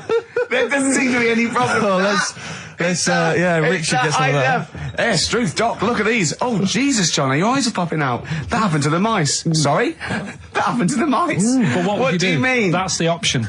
What do you mean that's the option? So I love the fact that your choice is either be like a fat, happy man who has the odd sponge cake, or a stick man with eyes on stalks. I mean, Steve's chosen that. All right, calm down. Sorry, I thought we were mate. slagging off Rick Waller and Sorry, fat mate. people. Sorry, Let's mate. have a go at the fat people before we start on me, Rick. Yeah, no, I didn't. I You know what I mean? It's like... Yeah. Because I got some issues, and body issues. I know. But Rick Waller's grotesque, you know. Yeah, sorry about I'm that. just a little bit weird. I mean, do you know what I mean? Yeah, should we play a song and... Well, I'm just a little bit offended. That's upsetting. Karl, have you ever logged on to Friends Reunited? It was the site that everyone was talking about last year. No. Are you aware of the concept? I've heard about it, but there's no one from school who'd want to see it again, really. So basically, for those that don't know, you have to log onto his website, and then it helps you track down your old schoolmates if they've also logged on and stuff. And we took the liberty, really, of looking on the Friends Reunited site and typing in your school and trying to track down any of your old mates. We didn't get in touch with any of them, don't worry. We didn't do that. We're not going to surprise you with them now. No. But I was just interested to know, like, some of your thoughts on some of the names that I could run past you. I mean, these are people from your year. Just tell me if you recognise the names. Sarah Morris? God, yeah. Remember her? Go on, you're grinning, what's the thought? Go on. No, just, she was alright, she was a popular one. What does that mean? She was nice. Yeah. Okay. Okay, what about Darren Buckley? He was one of my best mates. Was he really? Yeah. Seriously? Yeah. What do you reckon he's doing now? Do you still keep in touch? When my mum and dad were still in Manchester and they had a butty shop, he used to go in because the Bucky's was next door. I know the way you paint a picture. If you did this in your history exam, Karl, you will walk it. Go on. So your parents had a butty shop, there was a Bucky's next door? Yeah, and he liked having a bit of a gamble, so he used to, I think he works for some insurance company. Do you think that his fiancée Beth knows he's got a gambling problem? Or that his 2-year-old son Lewis? No. Yeah, they live in Cheadle Holme. Hume. Cheadle Hume. He must be doing well. 'Cause He's still supporting the Blue Army and frequents the shrine on a fortnightly basis. funny thing with him is, right, when I used to stay over at his house, and his dad was a copper, and I remember his dad came down and said, right, I want to see you two. I was like, oh God, what's happened? And got us round the table. And he said, do you know much about drugs? So we were like, what's all this about? So he goes, you know, they're not good for anyone, you know, they're stupid thing to get into. And we're like, yeah, we know. And he went, you know, do you? We said, yeah. He said, what's this then? And he'd found something in his bedroom. and it was a Skittle. What, the sweet? You know, little sweets with the S on it. And Oh, really? Drugs. Yeah. So he said, well, yeah, it's a Skittle. Yeah, I know what it is. Oh, he was bluffing like that as a slang word. Yeah, he thought, because he was a copper, he probably had to be down with all the terms and that. So we said, oh, it's a Skittle. And he said, yeah, I know what it is, but what's it doing in your bedroom? Oh. It was like, no, it's a toffee. So, Darren there. Yeah, I know, it's a toffee, it's a squib, it's a, yeah. Well, do you know what happened to me on the way in? Go on. A homeless person called me a dickhead. How did he know? Do you know him? Is that why? He's like the local big issue fella. Oh, yeah. Yeah. And he knows me, he sees me walking up and down the street. Oh, that's how he knew you. Right. So, so normally I have a bit of a chat with him and that. And I walk past him. And, you know, I can be a little bit cheeky with him because I've been cheeky with him in the past with stuff. You pinched his arse. No, just, you know, saying stuff like, God, you're always there. I mean, you got home to go to and stuff like that. Yeah, no, just breaking the ice, No, he knows, and he'd laughed at that, right, last time, so I thought I can be a bit cheeky, right? So he goes, do you want a big issue? I said, no. He said, come on, I've got loads of them, right? So I sort of said, when I was a kid, and I used to do a free paper around the free papers one, I said, just put them in the bin and go home, right? And he went, yeah, but how am I going to get any money doing that, you dickhead? You see, I can see his point. He is homeless and having to sell newspapers to get 50p or a quid or whatever. Yeah, and sometimes I treat him, right?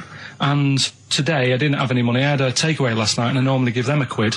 And I felt bad not being able to do that because I didn't have any money on me last night. Right. I couldn't look him in the eye. Did you explain this to the homeless person, the traumas of the takeaway without the tip? Did you explain that, you know, you've had it hard as well? I go, look, you don't I had food delivered to my warm flat. Yeah, it was a nightmare. You don't know what that's like. You don't know what the trauma is because you can't have food delivered to your flat because you haven't got one. So please don't look at me like that. You should have said. But most people ignore him. At least I gave him a bit of acknowledgement and sort of... took the mick. Yeah. I didn't think I was just being friendly. No, I know. You gotta be careful with the homeless, because this is true, and you know when the clocks went back recently, so you got an extra hour in bed? Yeah. And, I was at Cash Point with a friend of mine, and there was a homeless person sat by the Cash Point, and, you know, we would get some money out, and she said, spare some change, and my friend thought, he's a bit awkward, he's just trying to make conversation with her, he went, clocks go back? Extra hour in bed? Oh, no. I gave her £2. I felt so bad. He didn't do it intentionally. He didn't realise what he'd said. Just making conversation. Bumbling. It's tricky making conversation with the homeless, because there's so many areas you've got to avoid. You know, what was on the telly. Yeah. You know. Although I get recognised by homeless people and think, are they? I don't know where. But you've got to remember that's very much your demographic, Rick. Yeah. You know, people who watch TV through the window of Dixon's. In Dixon's. Yeah, there was a Ricky Gervais is on. Yeah. Well, they can smell the alcohol on you. They think you're one of them. You're listening to the best of, basically, Karl Pilkington. Like Karl, she's a girl and I'm a man. Good that, innit? On XFM, 104.9, Ricky Gervais, Steve Merchant, Karl Pilkington. As ever, Rick, there's always someone who steps in to defend Karl. Okay, what is the defence? What is the defence? Here's an email from Scott Coomer. He says, Karl is actually right. I've got an A-level in statistics and probability. It doesn't matter how long they have and how many monkeys you have. You cannot guarantee they would type the complete works of Shakespeare. Infinity makes it probable they would get it right, but not definite. Yeah. Well, yeah. Yeah. That's what I was saying. No, you weren't saying, Karl. You don't understand it. Infinity sort of sorts it out. But if they do anything, they'll nearly do everything, won't they? No, I mean, they'll give it a good shot. No, that's not the point. But the I'd point be is surprised if they did one page right. Right, listen. It's not to do with consciousness. It's not to do with them aiming. They are just bashing away at the keyboard. It's like they're used to show that there isn't consciousness. They chose the chimpanzee because it can type, presumably, hit the keyboard. It's because they hadn't come across you at the time. Yeah. It's to take out thought out of it. It's to take out reason and trying, right? It's just random. They're saying that if you typed enough things, if the computer was left typing everything, if you left it for an infinite amount of time, and they chose Shakespeare because there is meaning behind it, and it's difficult to get it exactly right, to show you that Infinity would come up with it's not just Shakespeare, it's every novel. It's everything. Fairly eloquent there from Gervais. A quick riposte, please, from Karl Pilkington. No, I'm just saying, what I don't understand, if it hasn't read it, then how does it know where it's going? Listen, right, listen, right, can I just explain to people, right? Some people have said, oh, why are you cruel to Karl? He drives me mental with things like that. What do you mean, wow? Can I just, let me just, just take a breather for How do I do your editing? He keeps coming in the week. You know that I work here properly, in the week, don't I? Yeah. I've got a proper job, Yeah. Should be 9 to 5, but I normally get in at about 8 o'clock and work. A lot of people get in at 8 o'clock. Working hard, trying to do my job. 3 times this week, I've been rushing around. I walked past my little studio. He's sat in there, alright? Now, because I've got this sort of job, I can get away with it. I said to him, if I was a doctor, would he keep coming to me practice? If you were a doctor, there'd be severe problems with the NHS. Imagine that. The standards would have lowered so much if you can arrive at the hospital, you're a doctor. Pop in, I'll go to lunch, don't we? We have a little lunch break, don't we? I go, come on, let's go now. He goes, I'm busy. I go, come on, let's go now. He's going, oh, you're doing me head in. Well, when I was talking about the monkey conundrum with Karl, he said to me, right, if I had a day off work, and I was, say, watching the TV, and with one hand I was typing a typewriter, would I type Shakespeare? I mean... Yeah, but you see, there's certain things. We were talking a little bit about this stuff the other week, weren't we, when we said, you were going on about Einstein, and I said he's not that good. E equals MC squared, it sounds good, but I've never used it and that. Right? I've never used it! You haven't used 2 and 2 equals 4, Karl! The fella with an apple fell on his head. It could have been anyone sat under that tree. Do you know what I mean? It's just annoying. Lucky. And it just happened to be a genius. Newton gets all the credit for his laws of the universe. Well, other people were working whilst he was having a lunch break under the tree. So in a way, it's like he didn't deserve to have that success story. Again, forget the apple and the tree and whether he was sitting down having a lunch break. It's totally irrelevant. Yeah, but what I'm saying is there's certain things that will just happen. It's like, I think we were talking, when we were out eating the other week, we were talking about Noel Gallagher. Well, this is the reason the monkey discussion came up, right? Noel Gallagher... I don't know what to say. I don't know what to say. Rick, I don't want to misquote Noel. I'll be like Herbert Lom in Clouseau. I'm going to get a twitch whenever he opens his mouth. I don't know where to start with some of his statements. Well, as I say, this discussion began because we were talking about a quote that Noel Gallagher supposedly gave. Now, I don't want to misquote Gallagher, but the gist of it was that he said, had I... written Wonderwall or whatever, instead of the Beatles writing Strawberry Fields or whatever, I'd be the one that was considered the great songwriter and it wouldn't be the Beatles. It's just the fact that they came first that meant that they get all the credit as being the greatest band. I don't know where to start with that statement either. I mean, that's Gallagher's thing and he's, well, whatever. We know what we think of that. What was your point, Karl? You agreed with him, didn't you? Yeah, I reckon, right? Do you know we've talked about putting a baby in a room before and it'll know what colour it is and stuff? If you got a room that's painted red... Right, but forget that, because that's going to confuse Hear him out. Listen to me. Say if they did some new TV show, right? Like, what's that film with Jim Carrey in where The Truman Show. The Truman Show, right? So they make up a little room, and some woman has some kids, and you say, right, let's put the kids in this room, and they don't know what's going on outside. They don't know anything about, like, EastEnders and that. It's like their little world, right? They don't know anything that's gone on. How could a child survive without EastEnders? Right, listen. So, he's sat in the room, right? And then, when they're all asleep... Right, wait for this bit. Someone Have you heard this bit? Wait for this bit. They're all in a room. Yeah. They're asleep. Yeah. Someone pops in, puts a guitar next to the bed. Right? Nips off out again. They wake up in the morning... And one of them goes, what's this? They don't even know it's a guitar because they've never seen one, right? They're talking English, though. Yeah. We just left guitar out of the vocabulary. Right, so... There's plenty more to come. So, one of them will pick it up, and they'll go, I don't know what it is, and they'll start strumming, they'll go, that sounds good, doesn't it? Give them a few weeks, they could come up with Hey Jude. Whereas, typing Shakespeare... A monkey that can't even spell. I see that. Listen, can't answer it. I might come with you, Rick, if that's all right. We've got to sort out that Christmas special as well. Yeah, no, sure. All right, I'll see you later. I'm shooting off then as well. In the week, I called Karl up. I said, how are you, mate? You went, not too bad. Now, as you know, his girlfriend's been away for ages, hasn't she? Covering the World Cup, the African Nations Cup. She's a sports journalist. Well, yeah. All right, okay. I love the fact you're thinking, what does that mean? Like, well, she's not much of a journalist, Rick, to be honest. I've read some of her stuff. No, but she's not on air. She does stuff, behind the scenes. Yeah. Sure. A lot of journalists do. You always want to make clear that you're not going out with Kate Adie. That's what you want to make clear, isn't it? Yeah.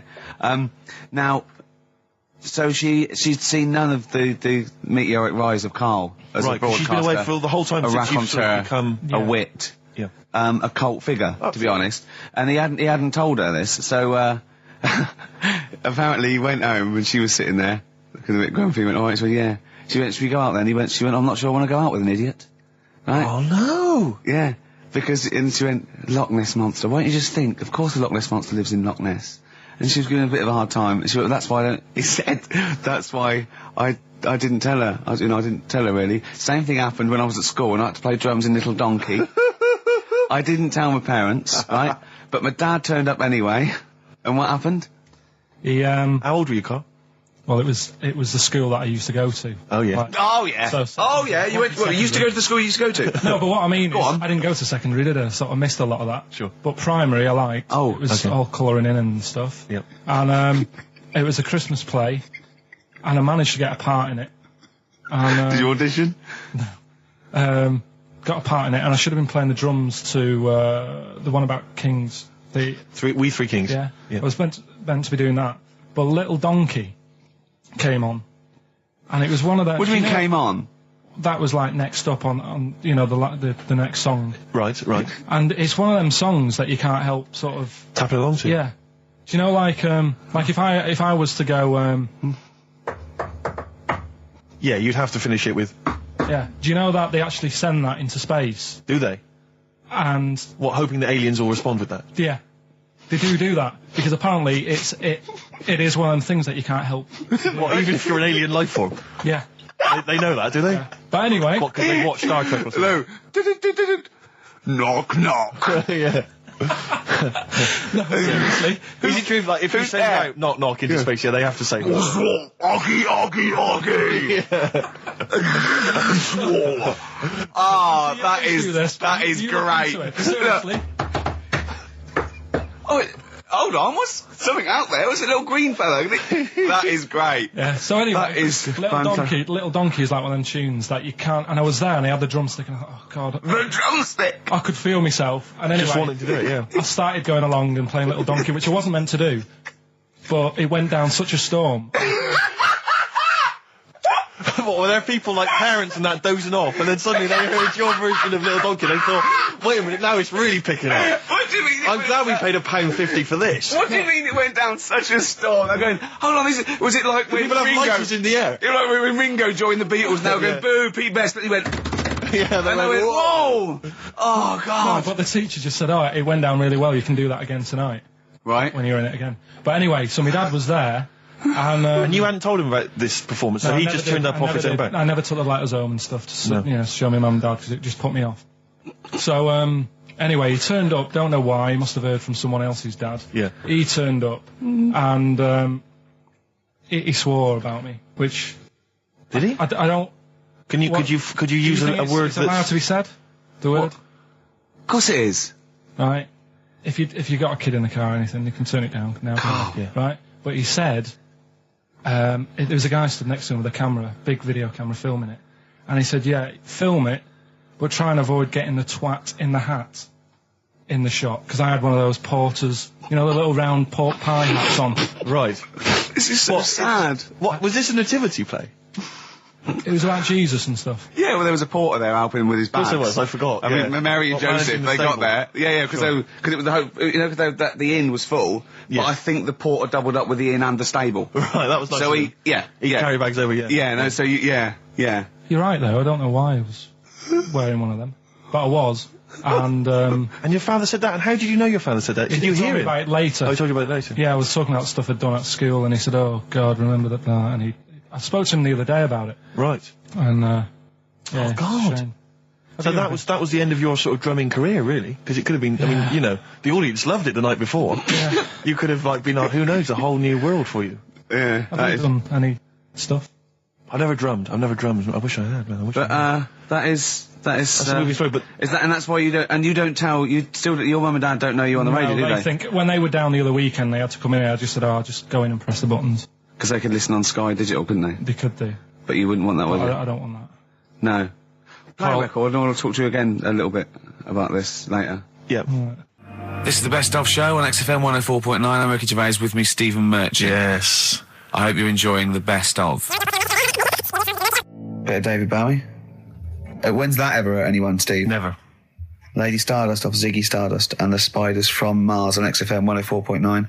I'm Ricky Gervais, Steve Merchant. Karl Pilkington is in the middle of educating me. Colon then, educate me. Did I tell you the time when the doctor said I was going to die? All right, keep talking. Right, ages ago, must have been about 15, right? And at lunchtime there was this.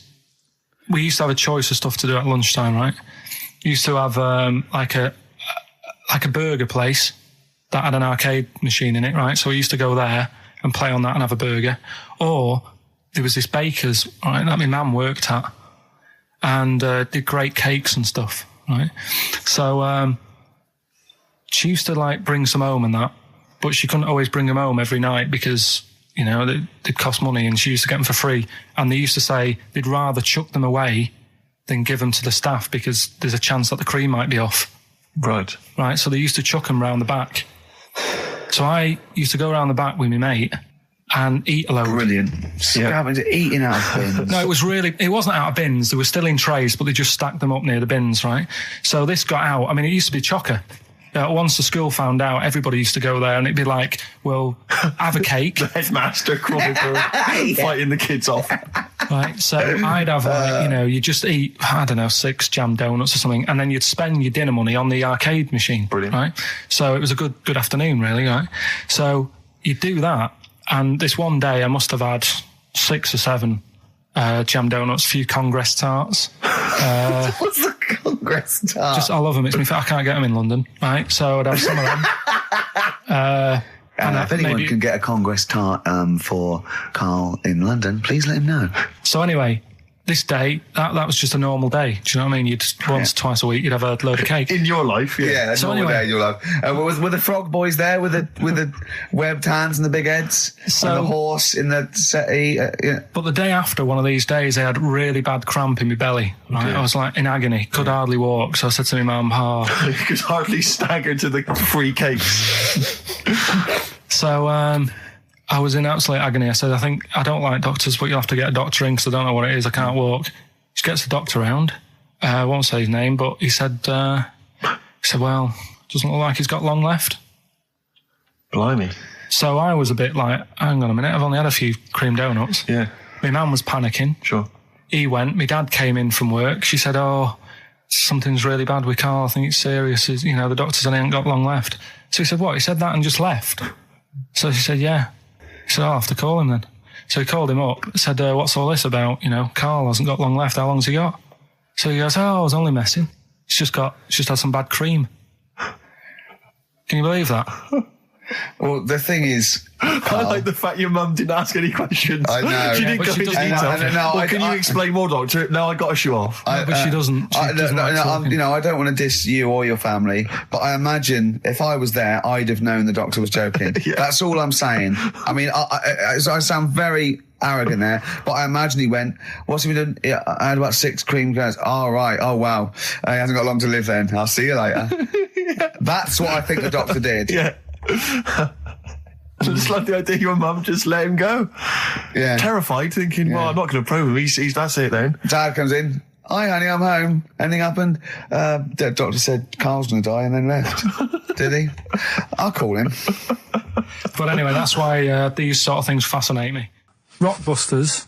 Yes. I don't want you to have monkey news right now because we've just had a little story there. Sure.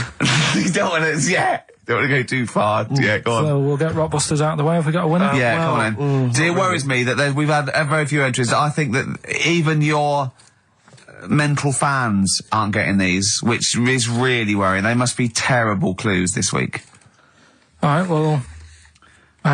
has anyone got them right, Steve? I think there's just one guy, who I suspect has won in the past. Well, so what? Right, the first one. If you go out of France by boat, you might as well buy your fags when you're on that, because you'll get them a lot cheaper. Brilliant. Right? Yeah. BF. Yeah. Buy it ferry. Right? That's like... What? Buy on ferry. What? Buy on ferry. What's that? Is that a band? What is it? I don't know what it is. Brian Ferry. Brian Ferry? What's that got to do with buying on a ferry, though? Just because he's quite close to it. Buy on ferry. What? Buy on ferry.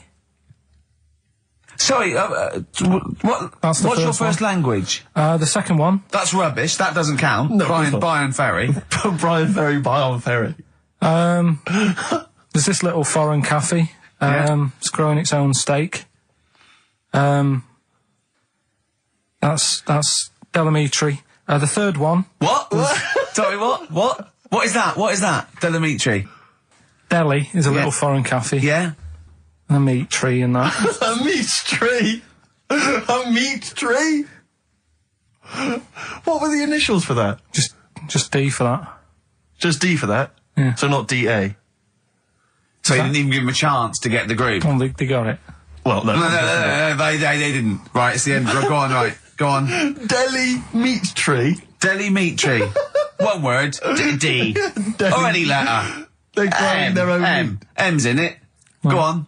Okay, so Bayern, I love Bayern Ferry. And Oxy Music was brilliant. I love Oxy Music. Go on. Can I just point out, Rick, that, we've David Bowie? Delhi Meat Tree. Yeah. I don't see why necessarily, Aidan, who, emailed in, why he doesn't get to win, because he emailed in dire steaks.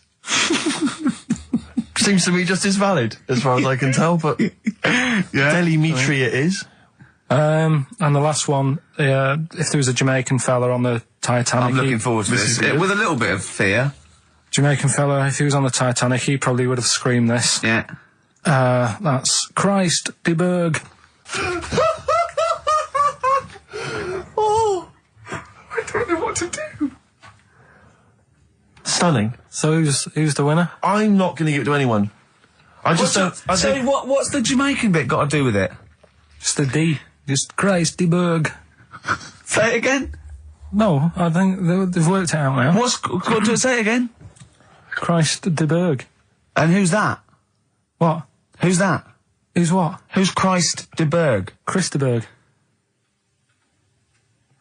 Who's the winner, Steve? Do you know what? I'm going to give it to Aidan, because he just treated you with nothing but contempt. Steve Martin emailed in again. He got the first two, and then the last one he just emailed, I neither know nor care about this answer. I'm tempted to give him... Do you know what you've done there, don't you?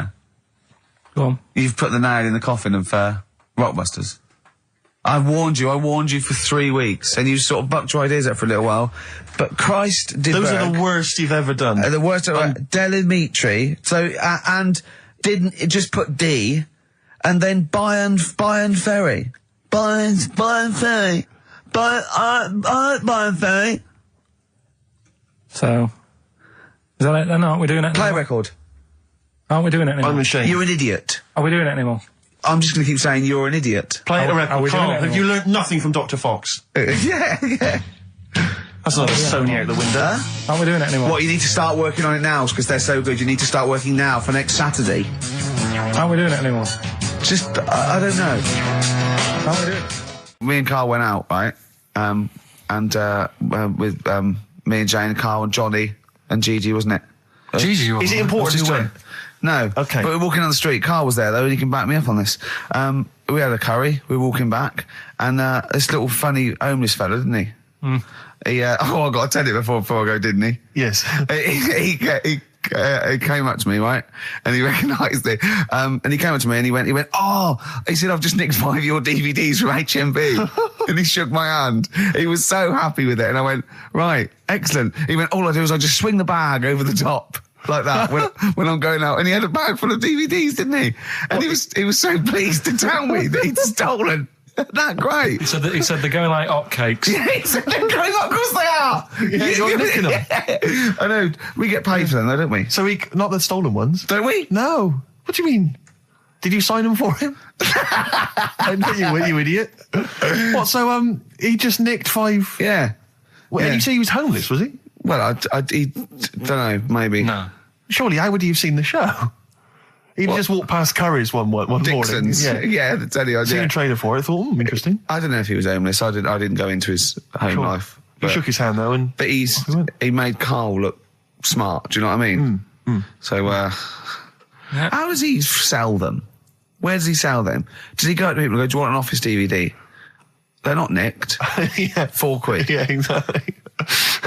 Are these stolen? No. No. They've still got the tags on them. Yes, We've also got a new feature, Cheeky Freak of the Week. That's a new feature, isn't it? That's a new feature. Cheeky Freak of the Week. Let's do Cheeky Freak of the Week. What is the cheekiest freak of the week? I'm just going to apologise now. I've just had freaks. Sorry to freaks. Okay. Right, go ahead. Well, I say it's a new feature, but we've sort of touched on it in the past with... We always talk about freaks. Hairy Chinese Kid. Yeah. We've had the Pillow Man. Yeah. Oh, you called a draft excluder? Just make a note of that, would you, Rick, on the list? People without arms and legs. But at least, you see, the Pillow Man, what do you picture? Because I was saying to Ricky in the week, right, I'm a great fan of the Elephant Man. That's his favourite freak. Of all the freaks, that's it. Do you know why he said? He said because you get what you pay for. When someone says the Elephant Man, you get what it says on the tin. Right. You know you're going to get it. Yeah. Do you imagine, Steve, if you had a mate and you said, where are you going? He said, I'm going to see my mate. And you go, which mate? And he said, the Elephant Man. Yeah. Straight away, you haven't even met him, but you know what he's going to look like. Yes. Right? That's what I like about that. Hairy Chinese Kid. Yeah, you know what you're going to get. Pillow Man. Yeah. Not so good. What does that mean? It could be one of those big fat things on that show, couldn't it? A big pillow, like a... Yeah. They had that big thing about the fat people in feeders. They were getting up to like 60 stone and that big one. And there's a thing called fat admirers that just fancy fat women, right? And You writing that down? Yeah, sorry. And they had blow up versions. It looked like a bouncy castle. Wow. Yeah. Really? Yeah. You'd be knackered when you blew that up. Yeah, you just wouldn't want to go and forget it. Yeah. Oh God, that's people being cruel as well, isn't it? Because after watching the programme on Channel 4 about the fat people and fellas who like them and stuff, there was a story on one of the news websites about some fella in Germany, right? He was a big fella, must have been about 50 stone, and he fell over, right? And I think he hurt his ankle or something. And Timber. They sent firemen instead of like an ambulance. Yeah. So straight away they're having a bit of a laugh. They're not. No, they've got winching gear. Well, they didn't know. They didn't have winching gear. They had to use the hose pipes to carry him out. I think it was Anna Nova, that news website. They had to use the hose pipes. So they made like a bed using the hose pipes. Oh, yeah. And had to carry him out on that. And then they had to sort of get him into a special truck, they said. Mm-hmm. And do the same when they got to the hospital. I mean, that's mad, isn't it? They shouldn't do that. Although, Carl, I'm loving that story. I'm just worried that we're not going to be able to fit in Cheeky Freak of the Week. What's the Cheeky Freak of the Week? All right, Cheeky Freak of the Week. Something I found on the net. Yeah. Fella who had 27 toes and fingers. In a jar? No, still on him. And proper ones as well, not like little stumps and that. Proper, fully formed fingers. Was he a pianist? Close-up magician? I don't know what he did. He just said that he's... Cat's cradle professional. Did he ever work on finger bobs? He was saying in the week. For the crowd scenes. I'm now going to do Braveheart. Yeah. He said about the Elephant Man. He said, I want to do a thing right with freaks where it's good and bad. He went, what you said? The pro about him is... What about the fella with loads of fingers, or...? No, the Elephant Man. Well, he said the bad thing is he stretches his jumpers. When he puts them on. Yeah. And what's the good thing?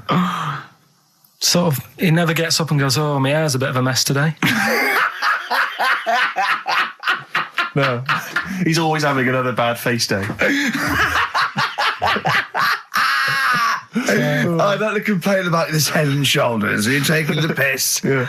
Oh, dear. So that's freaky. Didn't you see an elephant woman in Manchester? Yeah, leave that. What do you mean, leave it? No, because it is sad. I know it's sad, but I mean, I don't know what my next sentence is. No, people always that should be the end.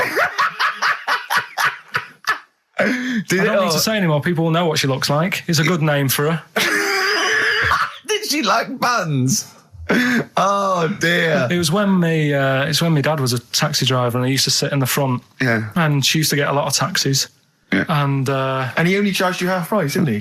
He was a good guy. Well, the bad thing is as well with people like that, you don't want to offend them because they never forget.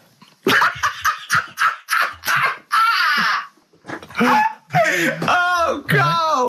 Karl Pilkington. I was sat in the front of the cab and my dad goes, right, we're going to go and pick the I can't even tell you the name. These guys just evil. Right? What do you mean? No, leave it. So she's got... No, Karl, please. tell me what he said. No. You've already stitched him up. He's Stephen things from Little Welsh I don't Fellas. care. Right, what did he call her? Steve, back me up on this. I really don't want to be fair, our opinion of him is already pretty low. Look, tell me what he said. No, it's not. I'm scared of what my dad gets. It's the person who's got the She's thing not wrong. listening, is she? Well, her headphones wouldn't fit on her head. Tell me what he called her. I don't want to. Tell me what he called her, Karl. I'm getting angry, man. Tell me what he called her. No, I'll leave that. Honestly, Tell me what he... It doesn't matter. Tell me what he called her. Karl, just... I'm going to go... Seriously, I want to know what he called her. Right, you're not going to stop this show. We're not doing the next show until you tell me what he called her. What did your father call the elephant head woman? Tell me. Spudhead. How old were you? I don't know, about 9. So did you expect to see a potato with a dress? He did sort of, again, it's a good name. Do you know what I mean? I had an idea of what it was going to be about, and he said, do you want to stay in the car, take you home, because you can't... Spudheads, you got lovely eyes. Can't. Come on, man. That's it, by the way. Is that all of it? Cheers. Bye. Brilliant. Well, let's end with LL Cool J. Yeah. See you next week. Last night we were sat in the pub and I was saying, right, let's not even worry about new features then. Let's get the current ones, going. Like getting what? Good.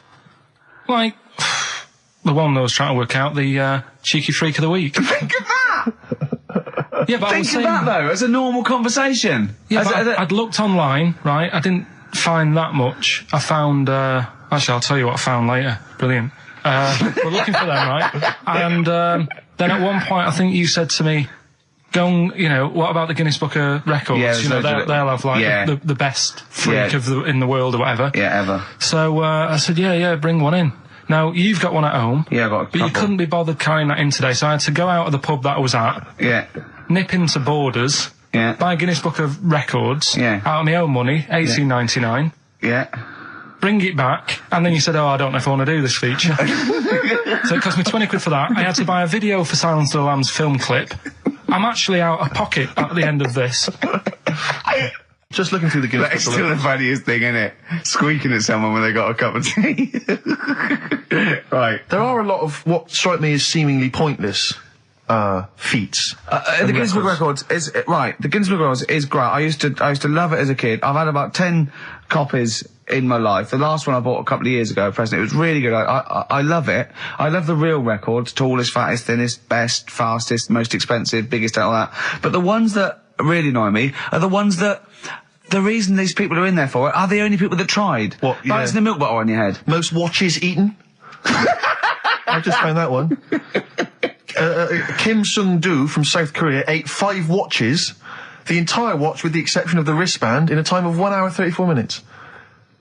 What do you make of that, Karl? Made him regular. Come on. How did they time him? Most live rattlesnakes held in the mouth. 8 live rattlesnakes held by, it just says an idiot. Yeah, this gives you an idea, Karl. Talking of idiots. Do you want to get into Guinness Book of Records? No. Karl, come on, that'd be brilliant. There's things in there that are just absolutely anyone could do. Like that one in Big Brother, I was watching it, and it was balancing sugar lumps. I want to go. How many people try that? If there's schools around Britain going, listen, we've got to get in the Sugar Lump Award. It's grassroots level. There's not enough kids balancing sugar lumps. How can we compete in the world market? I was looking at it last night, and there was one about the farthest that a dog swam. I think it was something like 9 miles, but it had no choice, did it? Do you know what I mean? He took it out to the Atlantic or something, and so it didn't want to do it. Threw it in the water. Yeah. So it's not alright to put it in a bin bag and chuck it in a canal, but, it's for a world record. Yeah. 9 miles it did. Oh, God. Possible ones that you could do, Karl. What's the most Forrest Gumps fitted in one wheelie bin? What about this one for you, Karl? The record stands at the moment for most arrows caught by hand, but that's quite tricky. So what about most arrows caught by head? Yeah. And you would just fire arrows at your head? They wouldn't, it would just skim off him. Do you think so? Yeah, the roundness, it would never actually get... any sort of, connection. Fastest human crab. Could you do that? I'll do that. Can you form the crab? Can you do that? What's that? It's just like go bending over backwards No, I and can't do that. No? Right, what about, what would you be good at? what about hamburger stuffing? Oh, right, Carl. Alright. In the mouth, you mean? Well, it says the record for stuffing the most regulation-sized hamburgers, including buns, in the mouth at one time is how many? How many hamburgers with buns in the mouth? So this is just... You're not swallowing anything, you've just got stuffing in your mouth. You'd be so good at this because your shape of your head. You've got a shape... His head's just like Hamburglar. You'd be good at this, man. Yeah. Honestly, you'd be perfect. You look like Zippy. And the great thing is your head's empty, so you could get more in there. Do you know what I mean? This guy had a brain to contend with. Do that. What is it? Is it possible? Is it mental? How many do you think it was? There were 3 burgers in buns. What do you reckon, Carl? What, how quick he ate them? He didn't eat them, it's just how many he can stuff in his face. So literally hold them within his cheeks and his mouth, but don't swallow anything. So what, how many burgers? How many burgers did he manage to get into his face? So it's a fella, he's not... Yes? About 5? No, 3 is the world record. 3 is the world record. How big are they, though? It just says regulation size. Was it last week? There was a programme on about the child who was older than her mum. A child that was older than her mum? Yeah, right, he was looking forward to as much as Oliver, the humanzee. Humanzee, yeah. And I didn't see it in the end. Did you miss it as well? I missed it. So and is what it is this little girl, and she's got an ageing thing. So he was telling me about this. It's all from him. He went, and what it is, right? She's about 5, right? But she's aged, so she's actually 90. Right? And I went, oh God, really? He went, yeah. And then he went, could she get served in an off licence? I went, no. He went, well, that's not fair. I went, what do you mean? He went, well, I said, she's 5 years old. She's a 5-year-old girl. He went, yeah, but she's got the body of a 90-year-old. So, oh God, let her have a fag. Wouldn't you let her have one if she... If she asked? Yeah. If you worked in an off licence and she wandered in, right, and... So she's 2'6". Well, I don't know because I haven't seen it. I don't know that much about it. Yeah, she's a 5-year-old. She's 2'6". It's just an ageing process, which is a degeneration of the cells, like what ageing is. It doesn't mean she grew into a 90-year-old woman with a scarf no, exactly. going around the streets. What did you imagine it looked like? I don't know. I mean, she's ageing fast, yeah? Yes, but it's more to do. It's not. Yes, yeah. Because it was saying that her mum and dad are pretty stressed out about it, and I kind of thought, well, you'd be forever buying birthday presents. It's not like she's morphing through various ages. Like, my God, look, she's 58 today. 59, we can't keep up. Well, how's it It's work? not that. It's not like it has the same effect as aging on the body. So at a cellular level, there's a degeneration as quick as if she'd gone through. I don't know. I got this from you. I'm guessing, Carl. It's not like she's watching Top of the Pops one week and she's loving it, then the next week she's going, I can't understand what they're saying. It's not like music it's all in my bland day. dance. I remember when I was 4.5. They were real bands. Now, that S Club 7 were excellent. Yeah. But what's this tripe? S Club. But if she wants a fag... She's 5 years old, Carl. But she's got to experience everything in a short spell of time. Do you know what I mean? You've got time to sort of... I think you're thinking of her life like that Fatboy Slim video, where it starts off as something crawling out of the sea and then it evolves really quickly over 3 minutes. I think that's not the case, Carl. Her mind she isn't aging in her mind at the same time. No, she's not living a whole life in 3 weeks. It's just her body is degenerating quicker than it should. So if you worked in odd bins, you wouldn't serve her with a bottle of wine? No, I probably wouldn't. Well...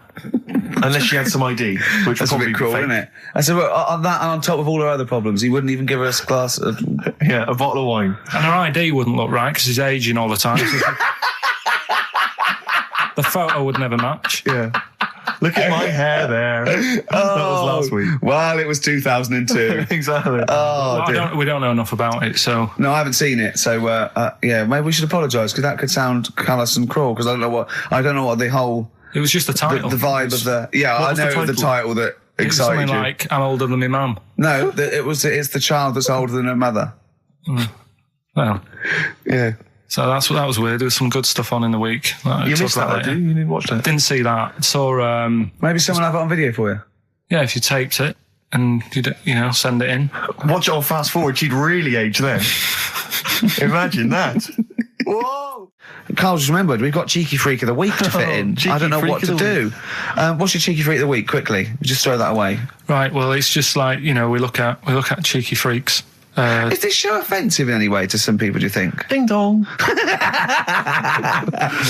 Got any buns? Oh, it's the Elephant Man. Go on. Right, well, it's a bit of a problem for you, this one, Steve, right? I'm chucking it forward to you. Remember the Cheeky Freak of the Week that we were talking about? That illness where people age quicker? The 5-year-old girl that was older than her mum, and he said to you, what, if you ran off like you wouldn't serve her fags and beer? And you went, no. You went, why not? And you went, because it's a 5-year-old. Yes. Right? You went, oh, she's got enough problems. Give her some fags. You remember that, don't you? Sure. Yeah, right. So, another dilemma for you, right? Picture this. You're running a restaurant, right? Door goes, right? Few people. Most of them look normal. You notice the woman at the back, crawling on all fours.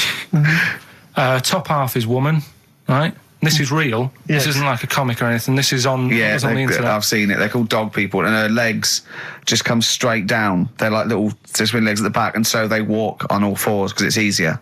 Dog people, right? Yeah, not dog people. They're human beings with deformed back legs, so they walk. It's easier for them to get around like that because they can't stand up because they can't stabilise, and also it comes straight out of their hips. Right.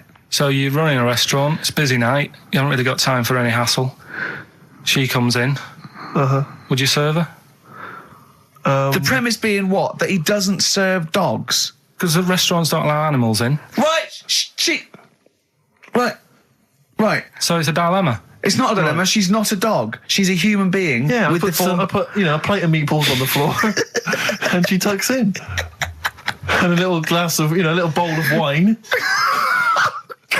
next to it. He turns round, there's the woman older than... Get away from that plant!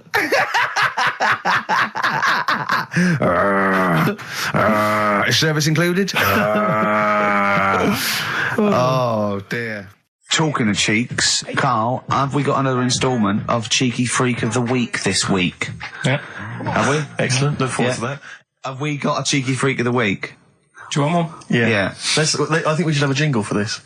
Okay, I've got a jingle. It's very similar to Chimpanzee. Chimpanzee that? Yeah. Well, let's hear it. Okay.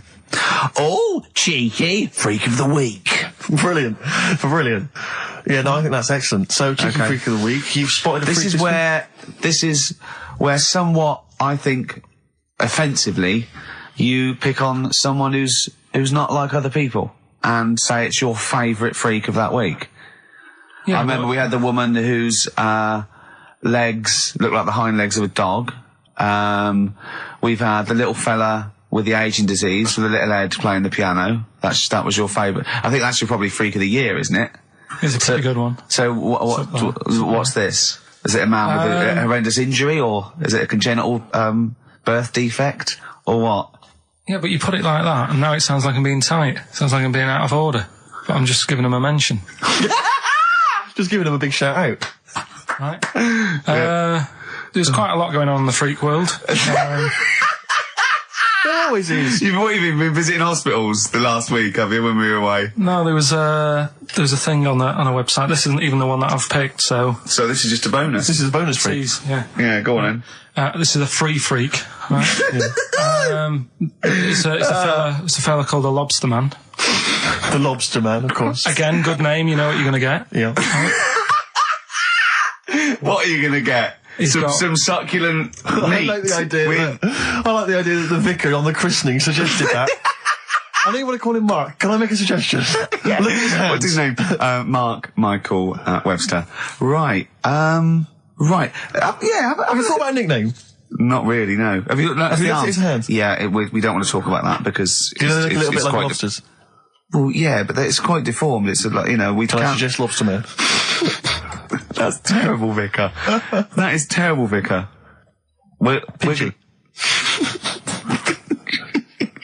Go on then. We're going to see. This is what the sort of feature you come up with, Carl. So, Lobster Man. There's probably people listening now with, lobster feet. Right. Lobster hands. So, Squid Boy. So, Lobster Man, what does Lobster Man do? Did he fight crime? Not that much. Okay. Apparently he got into a bit of trouble. He was in a restaurant, and this was years ago, by the way. And someone picked him to eat him. No, so apparently the waiter said, "Oh, you shouldn't be sat here. You should be in my pan," or something. Oh dear. And they had a fight, got out of hand. Yeah. Got out of claw. And yeah. So that was. What do you mean they had a fight? What did he do? A waiter took the mickey out of someone with. No. No, can I just make clear? I'm assuming it's his hands look a bit like those of a lobster. Yeah. Yeah, well, it's fused, so it's just like two big fingers. They're fused, I assume, probably in the womb, and they're just like, instead of like having 5 digits, they're fused in it. But he can pick stuff up, can't he? Yeah. What does he pick up? He mainly eats crabs and jellyfish, doesn't he? Yeah. Yeah. So he was having a fight with the waiter. He snipped off his nose. Right, so anyway, he just held on to the waiter's bib. Yeah, and the waiter was screaming, "Go and get him off me." Yeah. So anyway, does he eat other lobsters? Does he typically would eat lobster, or is it kind of? Would he feel bad about eating lobster? Right. The little cheek of the freak that we've gone for anyway. The what? The little freak of the week, cheeky freak of the week. We've gone for this Siamese lad. Okay. Right. Happened back in. You can't have a Siamese lad, can you? All right. Yeah. This Siamese twins happened back in 1693. Oh, he's got a date. Blimey, that's the first time ever. Yeah. And all it was, he was doing all right for himself. He used to go on like those circus things he used to do. They're two people you're talking about, Carl. So we're going to him. All right then. All right. They did this circus show, right? Yeah. And everything's going well. They're selling out the tents and stuff, people coming to see them. Yeah. He was doing all right for himself. Yeah. Right? Sorry, before I said that, did you think a Siamese twin was a man with 2 heads? Well, it can be, can't it? It depends. There's 2 people, they're conjoined. No, but it depends, doesn't it? The one that I shown you in that book that time was a fellow with 2 heads. No, it wasn't. That was a stupid picture in one of your stupid books that he had a growth that looked a little bit like it had a face on it. It wasn't a man with 2 heads. You're the same sort of people who send potato chips to restaurants and say, "Doesn't it look like Norman Cook?" Yeah. It's not 2 heads. We'll bin this feature. No! No, they're 2 people. They're 2 people. Conjoined twins. Right, so these... They just happen to have a similar taste in clothes. Okay. Anyway, so they were doing all right, and it all went wrong when he crossed the road, got run over. The lad with 2 heads got run over. That's it. What? How is that cheeky freak of the week? Just because he got my interest, and I kind of thought, why didn't he just look both ways?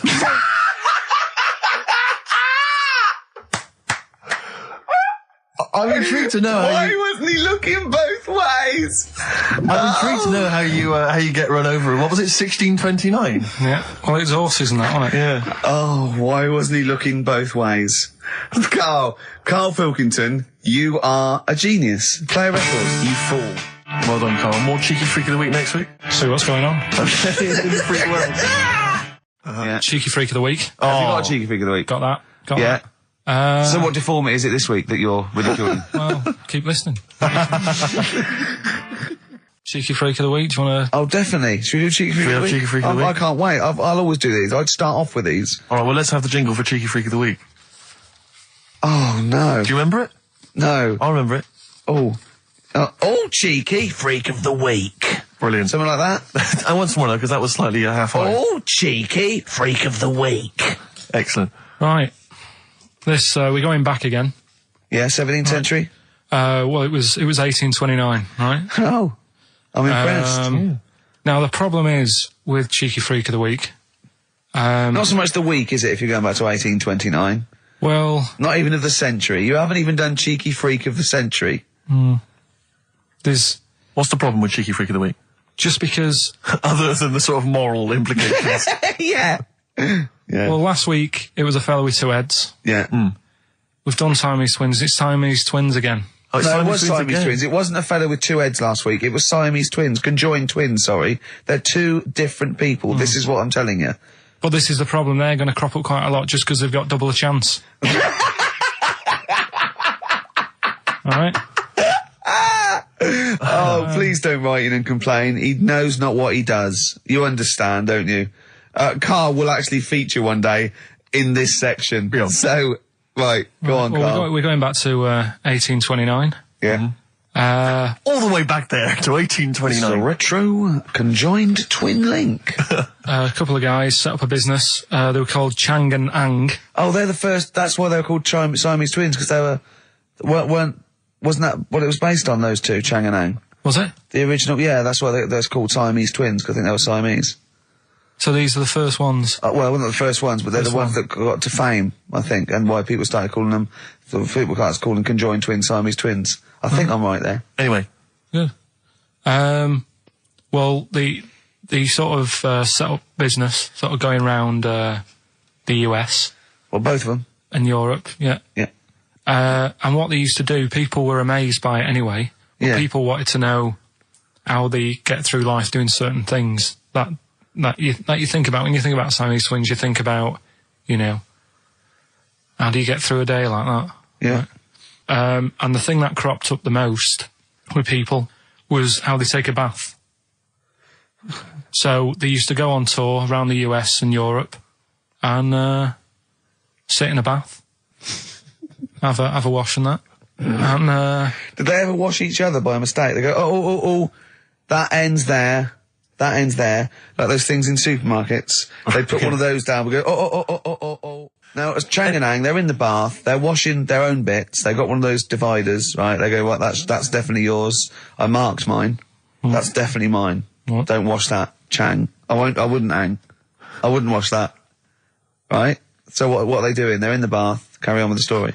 that's about it, really. I mean, that's the fact that people... So, two little Oriental fellas joined in the hip, had a bath. No. That's your story. No, they didn't have a bath. They sort of, everybody, they must have done some sort of research, right? Who? Changarang, right? And they said, well, what do people want to see? Isn't that basically Roller's song? But it's an idea that people have queued up. They've paid their money. They're in a tent. They're going, well, I hear they're going to have a bath. They're going to have a bath. Two Siamese people have a bath. How would they possibly do it? Well, I've heard they get into a bath. But that's I don't know they what's wanted to see exciting. them nude and where the join was. No. More than how do you get in the bath? I don't know. They just, that's what they picked. They said, what would be good to see? What do you want to see them do? Having a bath. How'd you get into trousers? Was there Exactly, this is all part of it, isn't it? That's why they picked having a bath. This is all part of it. Well, they want you to get dressed afterwards. Yeah. Who was the best out of Chang and Ang? Who was your favourite? They both look the same, to be honest. There's a surprise. One was a short ginger woman. Oh dear. Is there anything what would be better than having a bath for you when you'd seen them? What would sort of make you go, I wonder? One of them pulling and the other one going home alone. Yeah. I go, look, she's definitely up for it. I'm taking her home and go, what am I going to do? Can I watch? Definitely not. Definitely not. Look, you go to bed. I want to wine and dine her. But if he's got back to their place and they're going at Hammer and Tongs, but are you saying one of them? No, Hammer and Tongs were their cousins. Right. They lived miles away. Yeah. If one of them gets knackered, can the other one take over? God, I think we play a record. That annoys me. What? That sort of being at it all night. What do you mean? Let's put a song and I'll come back. What do you mean? No, come on. Seriously, because Okay. R.E.M. yeah. Well, after R.E.M., night swimming, being at it all night, and why it annoys Karl. Cheeky freak? Controversial cheeky freak of the week, where Karl finds a human being with some sort of congenital or imposed deformity, or So and we talk about that in a wry way. Do you think that's big and clever? No, but that's just it. It's never about taking the mickey out of someone, right? It's to make you think. I'll tell you what isn't big and clever. How lucky you are. A dwarf with learning difficulties. Nice. Yeah. Well, We'll explain it to you. see, you know the sort of things I find incredible. Go on. Mirrors. Shiny objects. Kettles. Yeah. Oh God. Well, listen. Remember the time when I tell you about the baby that had a baby?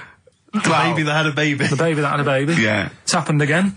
No, it hasn't. Well, it didn't happen the first time. It was in the papers, I think, on Monday, in all the tabloids. So it's a twin where one has grown and the other one is still at a fetal level. No, it wasn't, though. It had grown. He was saying to his mum... who was saying to his mum? The little kid who was 7 years old. And he kept saying... Yeah. Yeah, he was pregnant. And he was pregnant? Yeah. I know. What do you mean? And he was saying to his mum, oh, God, I don't feel well. And, like, his belly was all swollen, and they thought he'd just been eating cake or whatever. And he was saying, I can feel something moving about, and they were like, stop messing about, there's nothing wrong with you. Eventually, I think he was in gym at school. In gym? What, Jim was pregnant with him? Oh, no, it was like a Russian doll. He was at school, right, just about to do sit-ups or whatever they do at school, right? Yeah. And flew out across the room. Teacher goes, you're a bit fat. You look a bit pregnant. And so best to the doctors took him, said, you're 7 years pregnant or something like that. What? What? Or something like that? You're 7 years pregnant. Or something like that. You say to the doctor, Carl, why don't you think about what you say before you say it? See the reaction I get. Now, the gazelle, I didn't get excited like that. 7 years pregnant. Send it in. If someone's online at the moment, just having a look around, it happened on Monday or Tuesday. Because I told you at the pub quiz, didn't I, Steve? I said to you, I know the baby's had a baby. Yeah.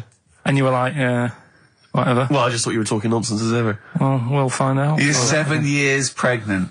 Yeah. You're a fool. Play a record. Well, we've still got stuff coming up. Monkey News? Rockbusters answers. We'll have to get that out of the way soon, because we've got to get out of it. Have we got a cheeky freak of the week? Yeah. Brilliant. America by Simon and Garfunkel on XFM 104.9. I'm Ricky Gervais, and I understand I'm about to read my words, Steve. Well, once again, there's always someone, and it looks like it's Mike Lamb who has come to Carl's rescue. Lambo's let me down then.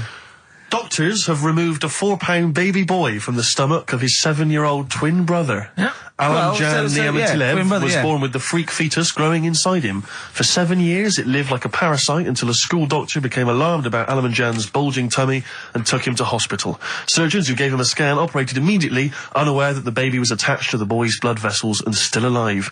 They saved Alan Jan from certain death, but knew the 8-inch fetus was doomed. So there we are. Boy pregnant with his own twin brother by Barbara Davis. That was in the Mirror, apparently. So I've read on, and all the facts are right. They took him to the school. The parents didn't realise. And that isn't even this week's Freak of the Week. I mean, you got that for free. You've got that. You can have that. That's the free freak of the week. Free freak. That's giveaway. That's like 13.5% extra. Yeah. You know what I mean? That you might get with hairspray or something. So that, I mean, if that's just the throwaway freak of the week, there are 2 freaks of the weeks there. If those 2 freak, I can't wait to see what the actual freak of the week is that people are paying for. Is it incredible, Carl? I'll tell you what, something else you can have for free. Go on.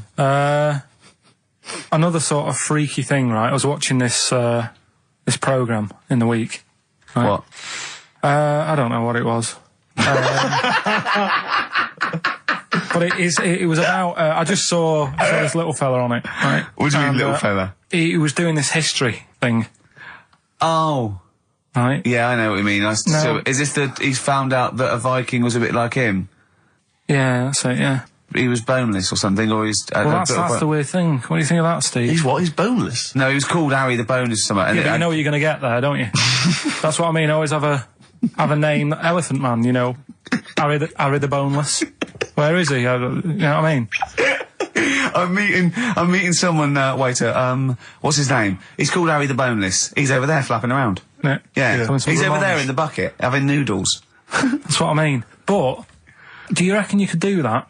Do you reckon you could have your bones taken out? I love talking to him! He's brilliant, it's like talking to a 5-year-old. I was asking Suzanne when she was watching it, and she was like, ask me later. Yeah, brilliant. She wanted to know about, What did you said? You were watching this programme about history, right? About Vikings. Like you turned to your girlfriend and said, do you reckon you could have your bones taken out? Yeah. I love that. That is why you are my favourite. What do you mean you think you can have your bones taken out? Firstly, why would you have your bones taken out? If you've only got a small flat or something, and there isn't much room. Yeah. Right? And what I mean is, would all your organs still do the stuff? No, they wouldn't. You'd just be mush. Listen, I'll teach you something now, right? The skeleton, right? SPAM. Yeah? Support, movement, anchorage. No, support, protection, anchorage, movement. SPAM. That's what the bones do. Yeah? You couldn't stand up. You wouldn't be protected because they protect us rib cage, skull, of course. Anchorage, everything holds onto it. Every muscle is tethered to pull against something, like a crane, a pulley system, so you wouldn't be able to move at all. Do you know what I mean? So you'd be in a bucket. There'd be nothing, you'd die immediately, obviously. No, you can't have your bones taken out, Carl. I mean, why do you need to ask that question? Sorry, but Boneless Bob, or whatever his name was. Harry the Boneless. he presumably didn't have any bones. I mean, that's why he had that name, obviously. No, he did. No, he's got the name. Yeah, exactly. No, he was just... I've had an email here from Graham, Old Kent Road. He just says, I had a dream about Karl last night. Can I sue? I've no idea what he looks like, apart from the boldness, and yet he turns up in the middle of my dream. I don't need this, it's harassment.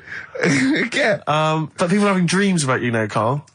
You actually, it's like you're one of something that was created by the Brothers Grimm. So, Karl, so this little Harry the Boneless, what was your point?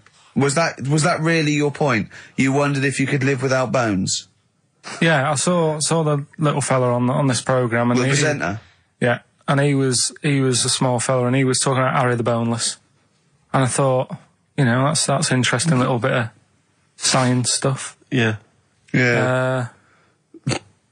Well, yeah, that's about it on him, really. All right, well, that's just another bonus cheeky freak of the week, isn't it? That's not even the freak of the week either. No. That's still to come. So you've had a pregnant Siamese twin. I know, it's been mad. You've had a boneless fella and another fella talking about him. They're not even involved in freak of the week. No. This is getting mad. Play a record. Let's play a record. Let's have cheeky freak of the week afterwards, shall we? Yeah. Current single from Nick Cave. Can we do Monkey News first? I'd rather have a cheeky freak of the week. So, Karl, off you go. Well, we're not going to do Freak of the Week here, okay? Right? Because we've done quite a bit of that in the last 20 minutes. We've right? OD'd on freaks, you think? Yeah, sure. We'll just shift it a little bit. Okay. And I don't like to keep saying, don't want people to be thinking we're sort of taking the mick out of anyone. No. Right? Because we're not about that. I feel like I can do a little bit of it because I work with you, Steve. Yeah. Right? Sure. It gives me that right. It's like a care worker. Yeah, I understand. Well, it's like that thing of you can't be homophobic because I've got a couple of gay mates and stuff. Sure. I think it sort of gives me that edge. Yeah. Right? So you're not freakophobic because you work with Steve? No, that's right, yeah. So, yeah. Okay. Well, by that token, I should be able to sort of slag off, the mentally ill. Or at least mentally handicapped. Now, there's a term you don't hear very often. In 2003, there was the mentally handicapped. Isn't that what it was? I don't know where to start. But I'd like to apologise for the Lady Diana stuff, the term mentally handicapped, and any inadvertent racism that we may have stumbled over. What's the actual term then? Is it retarded? Right, come on now. Oh, chimpanzee that! Monkey news, earlier than usual. Getting excited because it's a special time of the week where we get to talk about a cheeky freak of the week. Freak of the week's coming up now. Oh, cheeky freak of the week. Right, well, we've had some interesting things we've been looking at. This week, it's about the strangest couple that ever got married.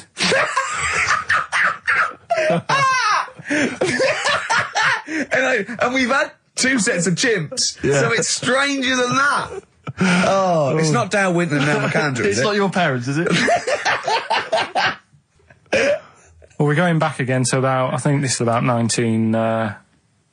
something like that. 1940. Yeah, whatever. Yeah, whatever. Yeah. Strangest couple, a fella, right? He had skin of a lizard. He had the skin of a lizard, okay. And the woman who he Which he married... used as a condom. The woman who he married. Yeah. Airiest woman ever. Right. And that was their act.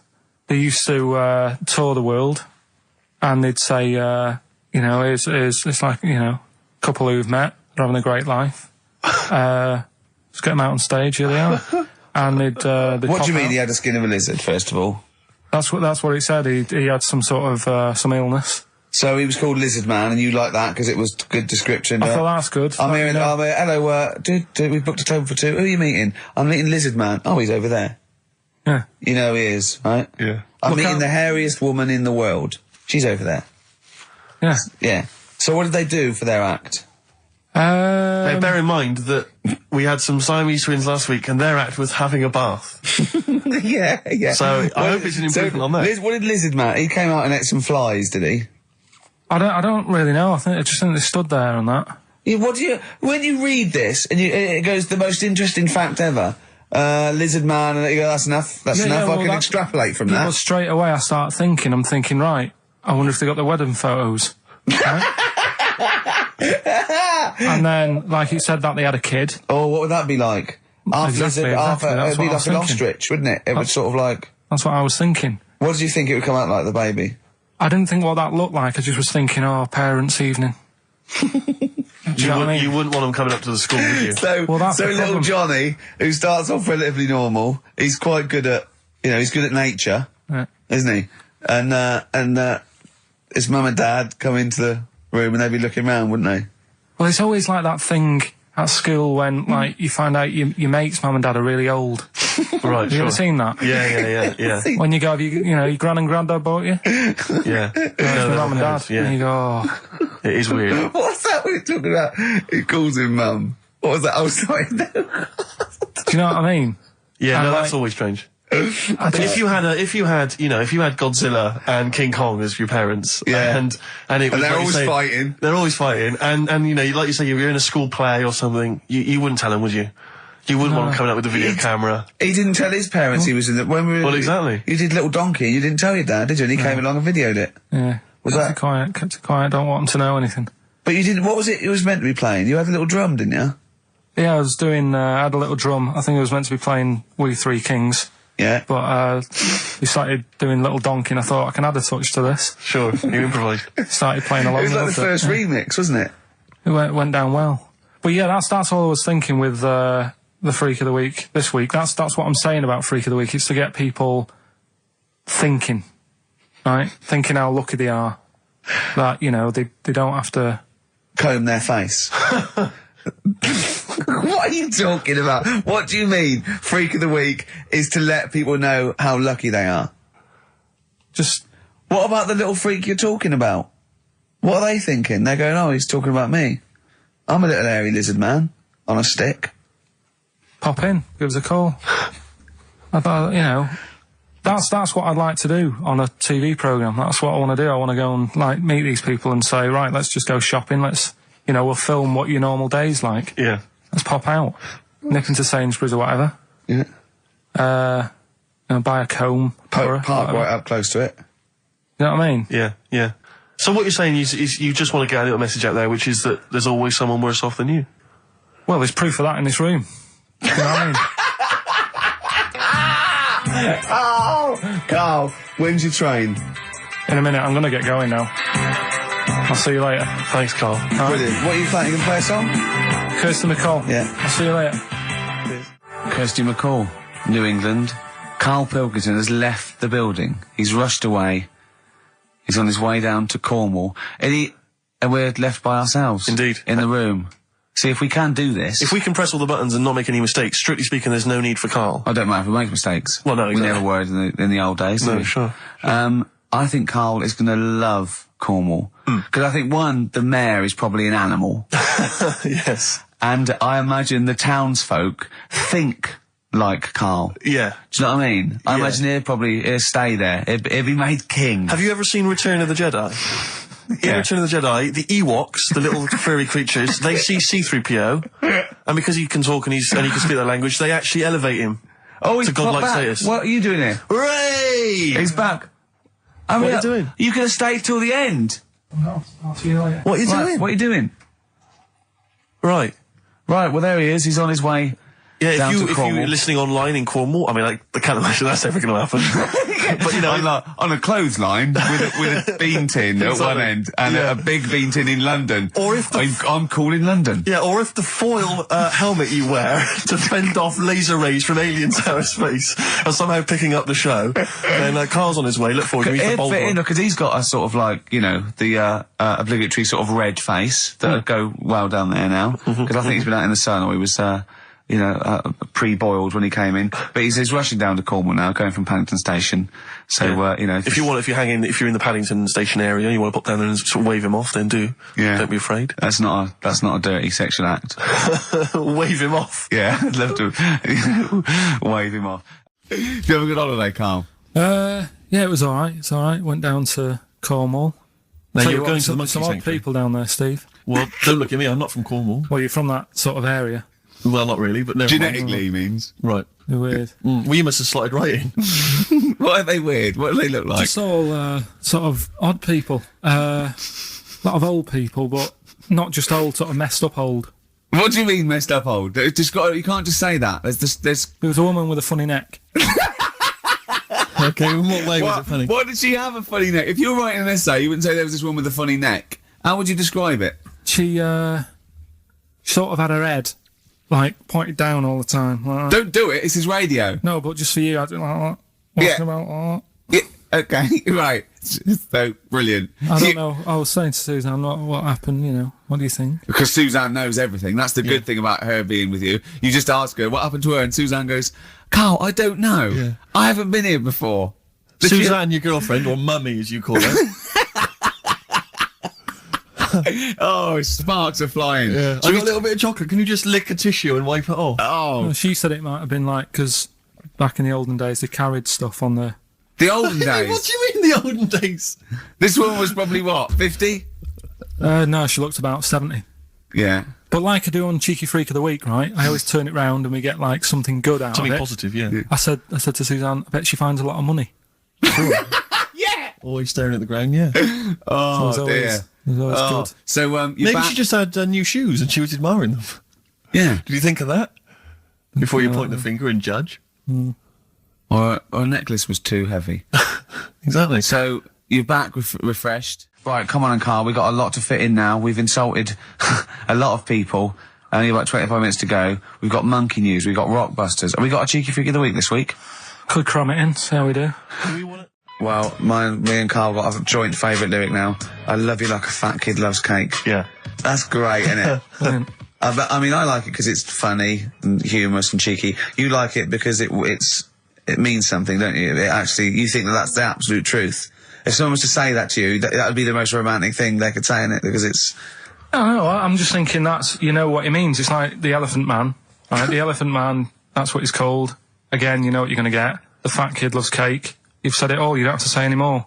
I can't believe it.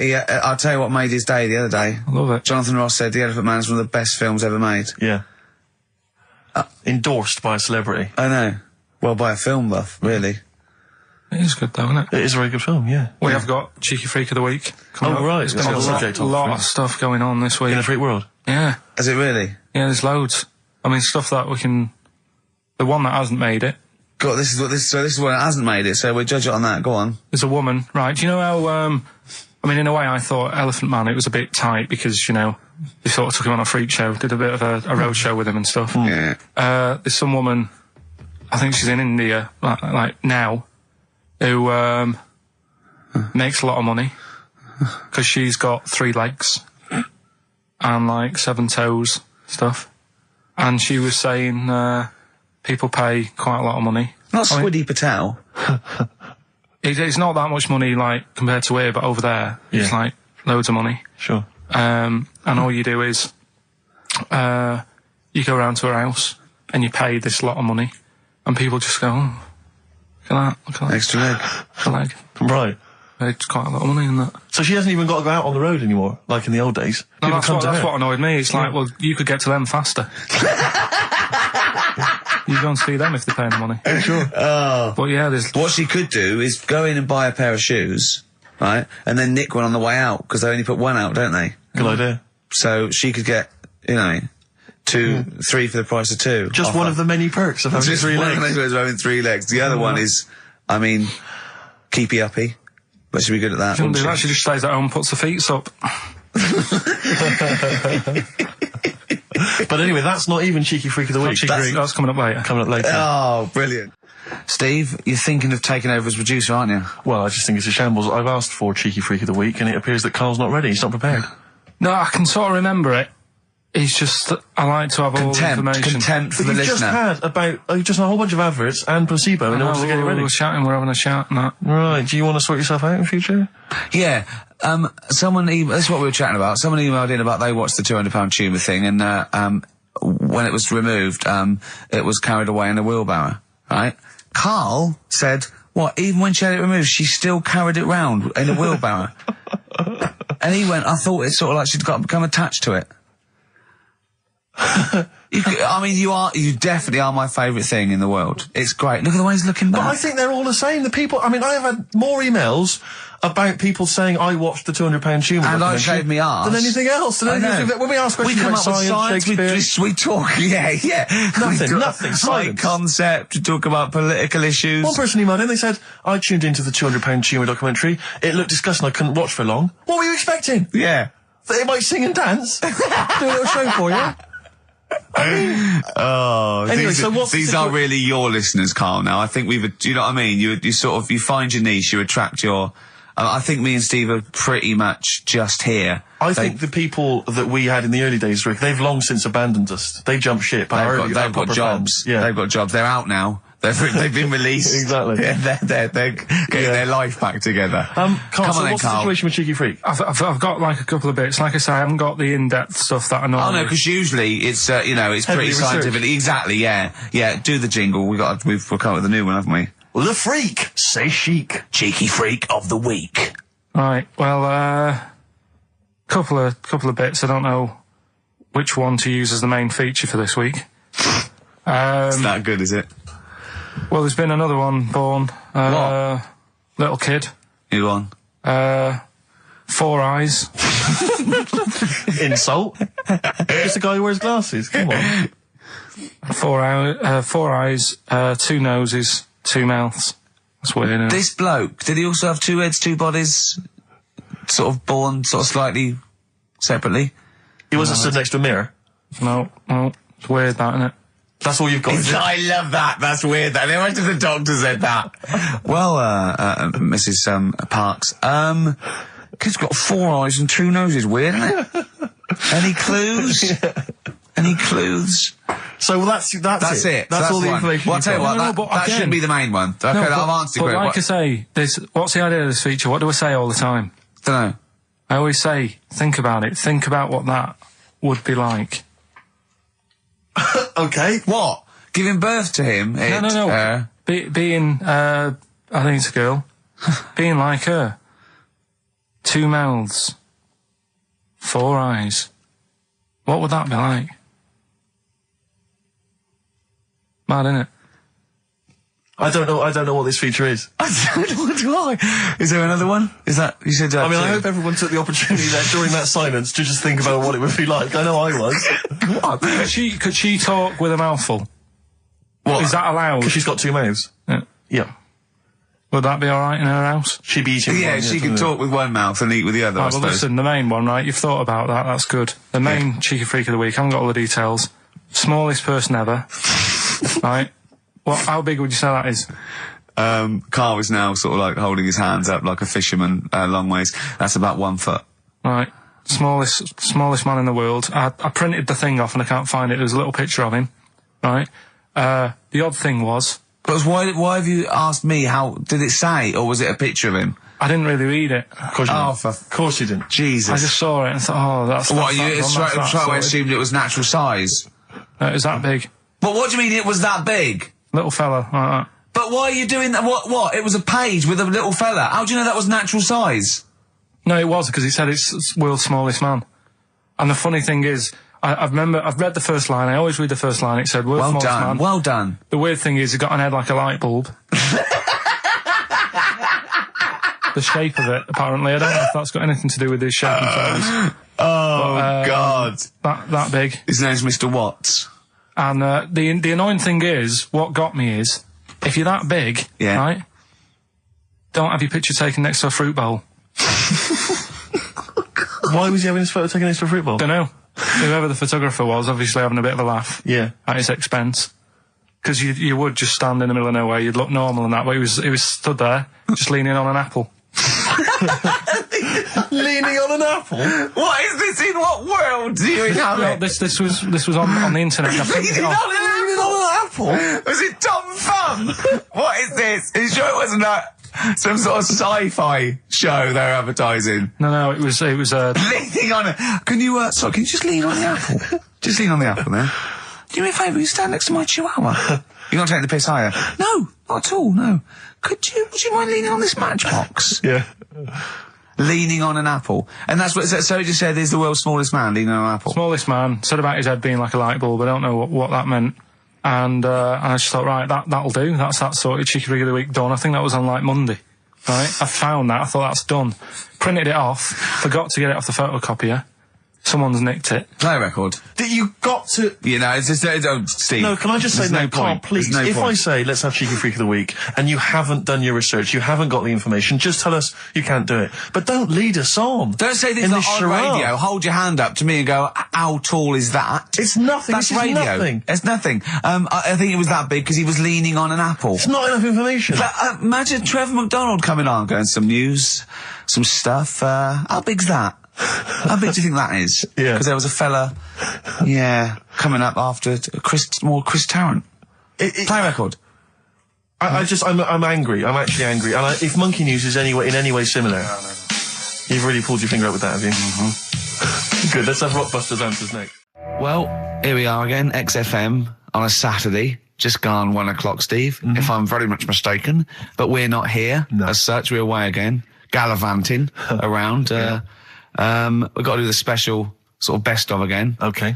Which we did a few weeks ago. So this is the best of the last 3 weeks. Which I think is, I think it's the best 3 weeks we've ever had. But I'd like it condensed into 2 hours. Yeah.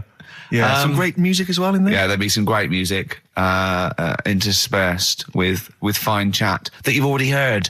Yeah. Except this bit. This bit's new. We've actually, out of the kindness of our heart, we've come in last week. Yeah. Yeah. And we've done a few clips just because we felt a bit guilty about shooting off. Yeah. Even now, having heard this link, I'm beginning to wonder if it was worth our time. Yeah. Well, should we play a classic link? Let's play, what, from the last 3 weeks? After this is Feeder. Alright, so, here's the first bit. Ash, and Sometimes, lovely song. Got to apologise to our producer there, because he was worried about, there was nothing wrong with it. It's just like saying, you like watching birds in the garden. It's just that I think you're better than that. I know, it's cheap, isn't it, to say, like, I like tits. Yeah, I like cocks. So, we're a bit more literary now. One of my favourite things is Fanny by Gaslight. Really? That's interesting. That's interesting. I'm a big fan of Moby Dick. The book, Moby Dick. Yeah, not the medical condition. There's nothing in No, it's the big, horrible thing that used to swallow semen. Yeah. Now, in the winter... Yeah. Steve. Go on. There's nothing I like more than to keep my hands warm in a muff. No, sure. You mean those kind of furry things that sort of classy-looking ladies... Yeah, posh ladies often put their hands in. You know when you have a nice, like, a party and they're leaving. Party, a winter party. And you might take the wrong hat or something. There's nothing I like more than to see two posh women with their hands in each other's muffs. Oh, that's always And they're going, oh, this must be yours. Yeah, that is always funny. Yeah. That's always funny. Yeah. But seriously, no, I'll start this. You're right. I've got a degree. I just remembered that my favourite Beatles song is "Come Together." Yeah. Now we're going to stop this now, Carl, because it's childish. You're right. I've got a philosophy degree, for Christ's sake, and it's about time. Who's your favourite philosopher? Do you mind me asking? Well, I would tell you, except when I have a talk about it, I go into a Cockney accent. Really? So it can be like my favourite philosopher. I like a bit of Kant. Right. Is that Immanuel Kant, the philosopher? Yeah. That's strange. Yeah. That's strange. What's his name again?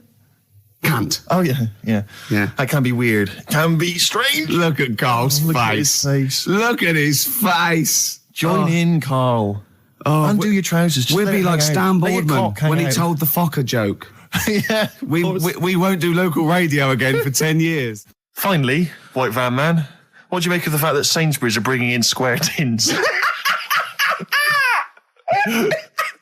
Is that a concern for you? Is that true? Apparently so. Why? Don't know. Like it's easy to stack. This is what the guy in the Sun has said. That should be interesting. That should be his comment on Sainsbury's are bringing in square tins.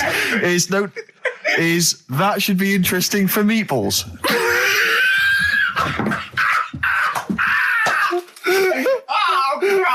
Ricky's just collapsed on the floor. Let's just play a song, Carl. I don't think even you can top that.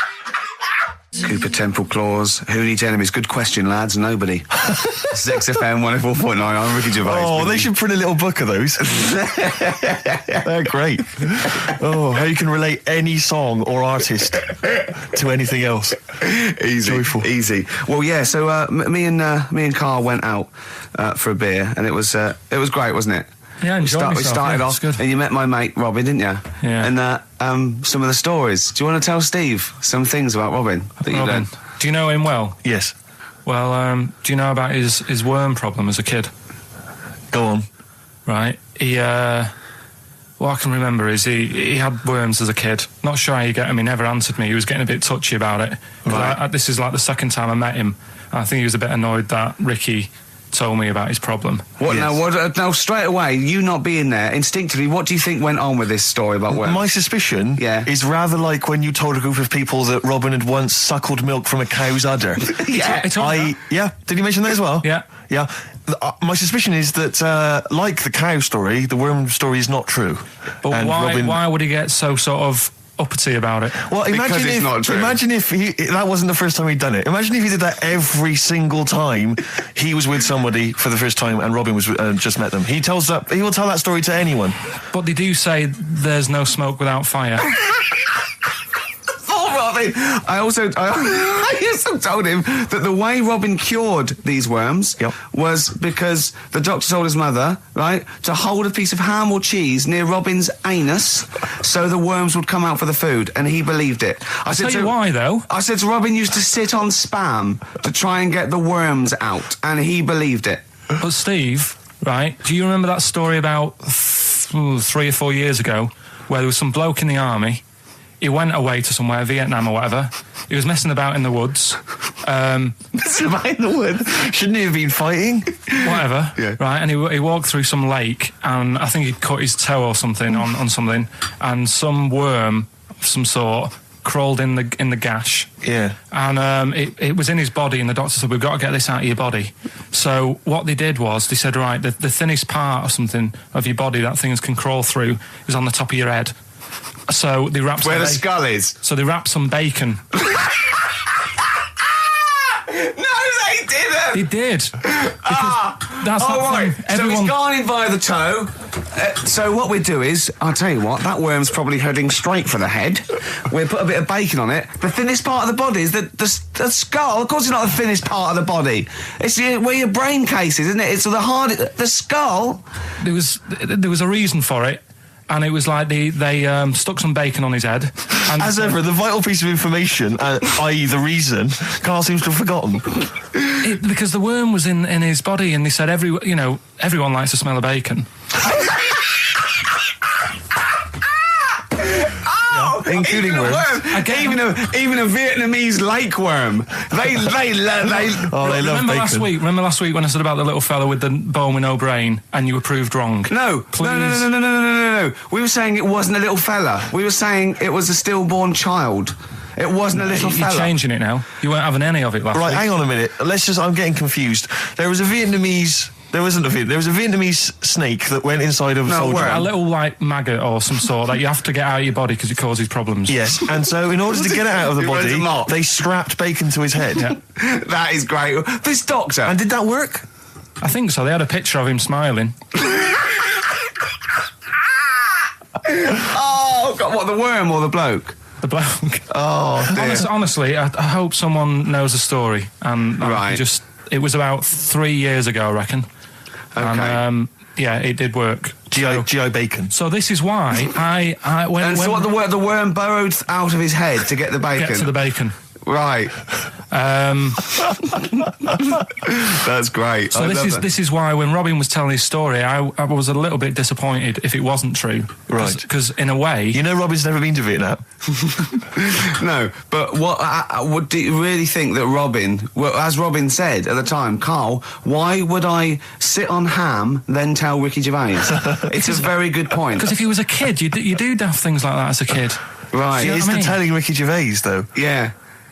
And then, oh, bless him. Okay. And then anyway, Robin left, and I tried to chase him, but he got away. He knows that and then we had a few pints, and then Karl embarked on some of the greatest stories ever told. Can you tell the story about your dad? Let me run it by. I haven't spoke to him all week, so let me run it by him. Okay, play records. Because, What we got? We've got one of Steve's tunes. Yeah, well, bizarrely enough, this comes from the Teachers 2 soundtrack, the soundtrack to the current TV series. There's a slight whiff of nepotism in the air. Yeah. Rick, would you like to explain why? Well, that's why you're doing it. No, my girlfriend worked on it, but Yeah. you were going to play this anyway, weren't you? Well, I was, actually. Bizarrely enough, I was going to play some I Am Clute, and this is from, as I say, the Teachers soundtrack. This is called To You. It's a good track. That's I Am Clute, a track called To You from the Teachers soundtrack. That's also got, I noticed the Electric Soft Parade, The Hives, Star Sailor, Feeder, Turin Breaks, Mercury Rev on there. It's a good little collection. Lovely. Karl has just had confirmation. He's looking smug because someone phoned up and went, it is true, it's a Laogai chi worm and you wrap bacon around your head. That's all the bloke knew as well. Yeah. And his name was Gary. Yeah. So I'm not having it. No. And he said, see, that's why the Robin thing isn't so weird. He said, but when you said he tried it with cheese, he said I was having none of it. He's got standards. Strokes, hard to explain. Like Karl, really? Yes, yes. So, Karl, concentrate. Yeah, go on. So, we'll leave the worm with the bacon wrapped round the head, shall we? Well, if you're ever caught in the jungle... Yeah, always carry some... Bit of Danish. Good advice. Lovely. I'm Ricky Gervais, with me Stephen Merchant and Karl Pilkington. Yep. Our producer. Right. In inverted commas, heat put. Yeah. Yeah, they know. They know. How are you doing, all right, Karl? Yeah, didn't they also write something about me, bald round head? Yes, perfectly round little bald man head, they said, so... Because you need to know that when you listen to the radio on that. Really matters what my hair's doing.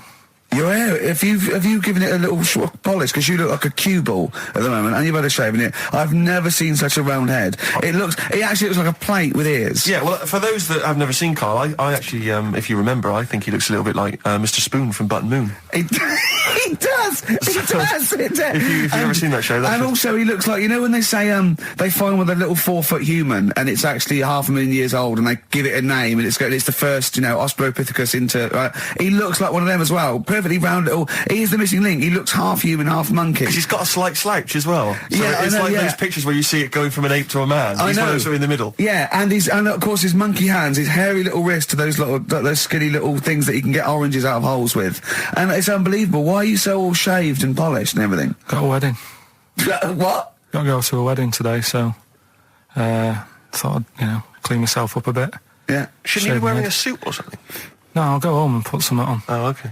But, Suzanne said, make an effort. I sort of had a shave and that, and then I came out of the bathroom, she said, oh, your head looks a bit sort of eggish. She's right. She always worries about when I have a shave, because I just, That's your girlfriend, Karl. I know. Saying that. Just think, so don't worry about Heat saying it. The funny thing is, it's Boyd Hilton, I think, of Heat that wrote it. And he's got a little bald head. Yeah, no, don't slag him off. Yeah, but on the end of his review, does it say, written by Baldy Boyd? No, because it doesn't matter, it's a magazine. Don't worry about it. Looking forward to the wedding? A bit boring, innit? But you gotta do it. They're probably listening. Should we do a shot? No, it'll be a great day for them, but I know what will happen. Suzanne will see, all the fuss and that, and then she'll get ideas, and I'll have to let her down and all that. Why is it you don't want to get married again? I always forget. It's just... Who's it for at the end of the day? I've been with Suzanne for 11 years, right? Sure. We're happy. Well, I am. That's what counts. You're never happy.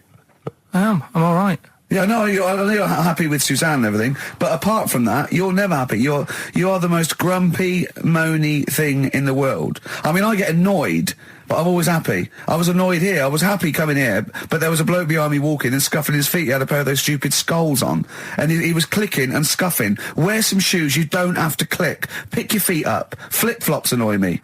You know, but I'm happy. I'm just annoyed. You are just like, oh, the world's on me. It's rubbish, this. I know the world's great. It's just sometimes people annoy me by being there. You know. But, Steve said I should be locked in one of those towers that princesses used to be locked in fairy tales, so, because everything annoys me. But you're grumpy. I'm not, I'm alright. XFM 104.9, we're not here. This next clip is one of my favourite clips.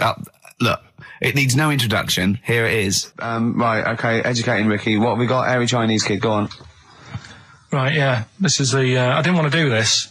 What do you mean you want to do it? Well, I wanted to give you 3, and I gave you one. It was like the alien man gets a beard or whatever. Yeah, which was total rubbish, so this one should be better, maybe. Hairy Chinese kid. Right, well, we've talked about hairy people in the past.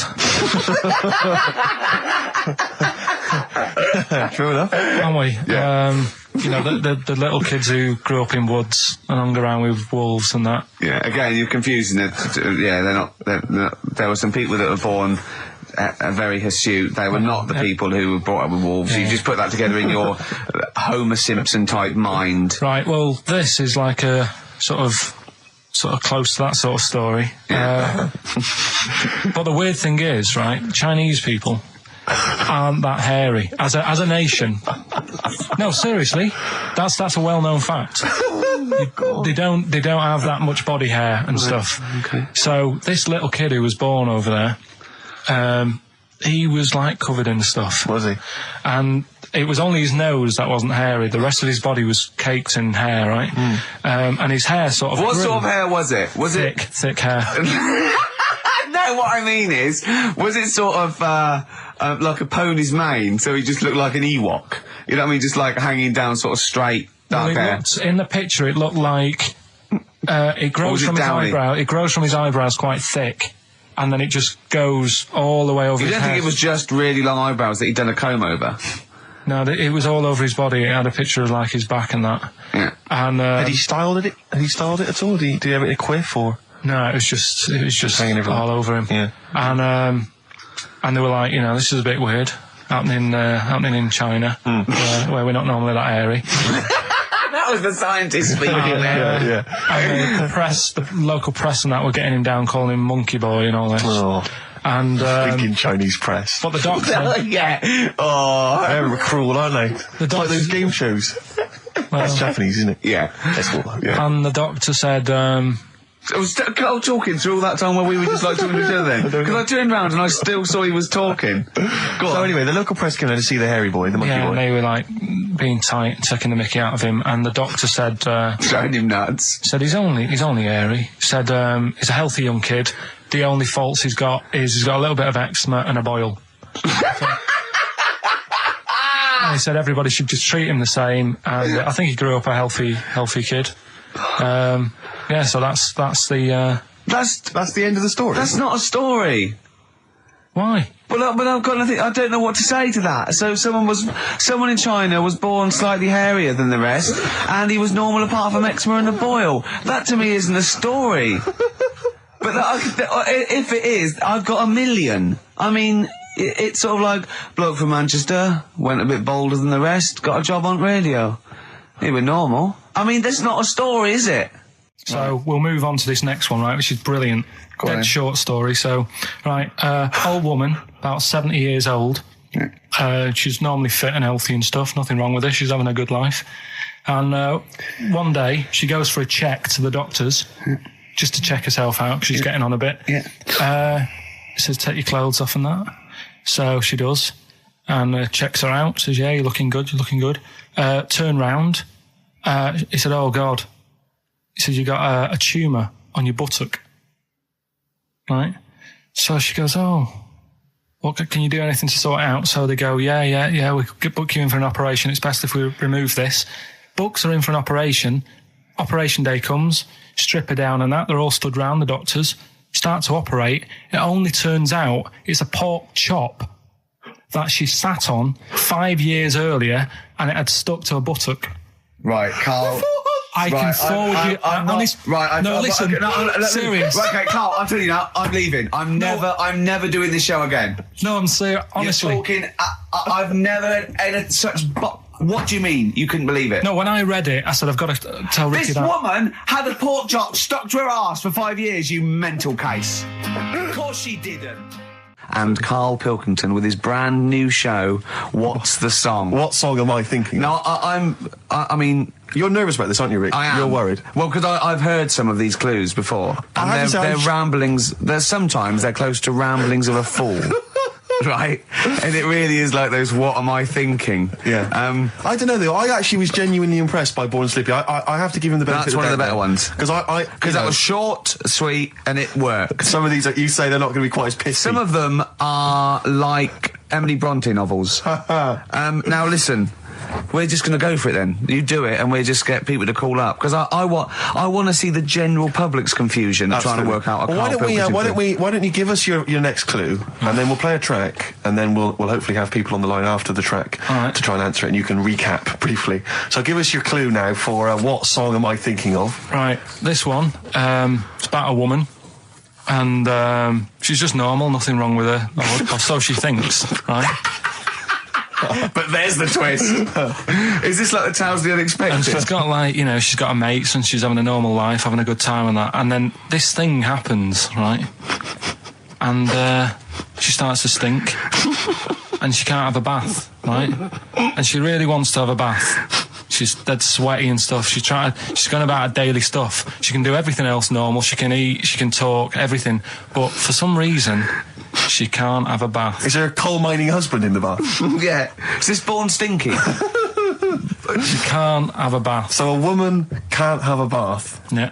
Or a shower. She can't. Okay, leave it there, Rick. Don't try and guess. It's not for us to guess. The general public can phone up and ask questions, so I just go for it. I'm not sure they can they? I think so. Otherwise, we don't want just people just phoning up and getting it. What about this? Why don't they can ask one question? Yeah. They can ask one question of Karl, then they have to make a guess. Okay. 08700 800 1234. Have we got someone on the line now? Let's do it. Let's go for one. Let's go for one. This is edgy radio. This is letting Karl stuff. Live. Go on. Hello, XFM.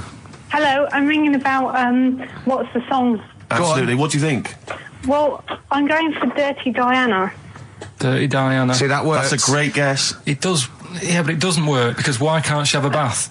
Okay, so the answer is in there. I was going to ask you. Well, that's your one question. That'd be the answer. That would be the answer, I'm afraid. What was your name?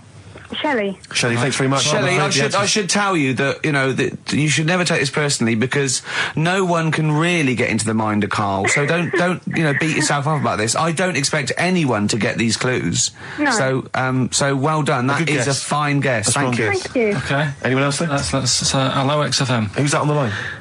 It's Chris. Hello, Chris. A question for Karl? Before you give us I haven't thought of a really good question or anything yet. You just want to go for the guess?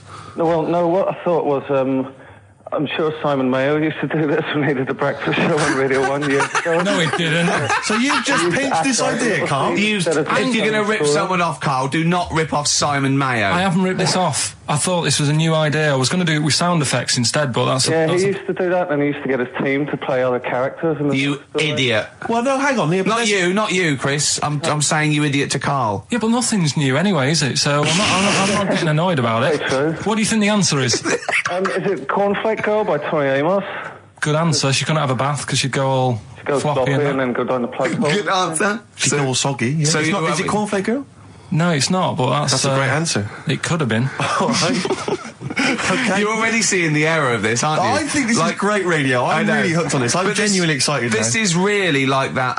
Those so-called lateral thinkers. A man got into a field and dies. Why? Yeah. He ran out of air. No, not the one I'm thinking of. He was shot. No. That was a good answer. Well, couldn't Simon Mayo sue you or something for doing it? Will you stop? Don't mention that. Yeah. Listen, I think if you're going to steal ideas from someone, it should be a brain box like Mayo. I mean, he's the man. The only example of one I can ever remember here on his show, because I was quite young then, was some people were pretending to tap someone's phone or something, and then they got caught, and the answer was just bugging by whistle because they were genius. That was absolute genius. That's absolute genius. See, Karl, that's the sort of standard you've got to come up against. Thanks very much, Chris. The phone lines are hot.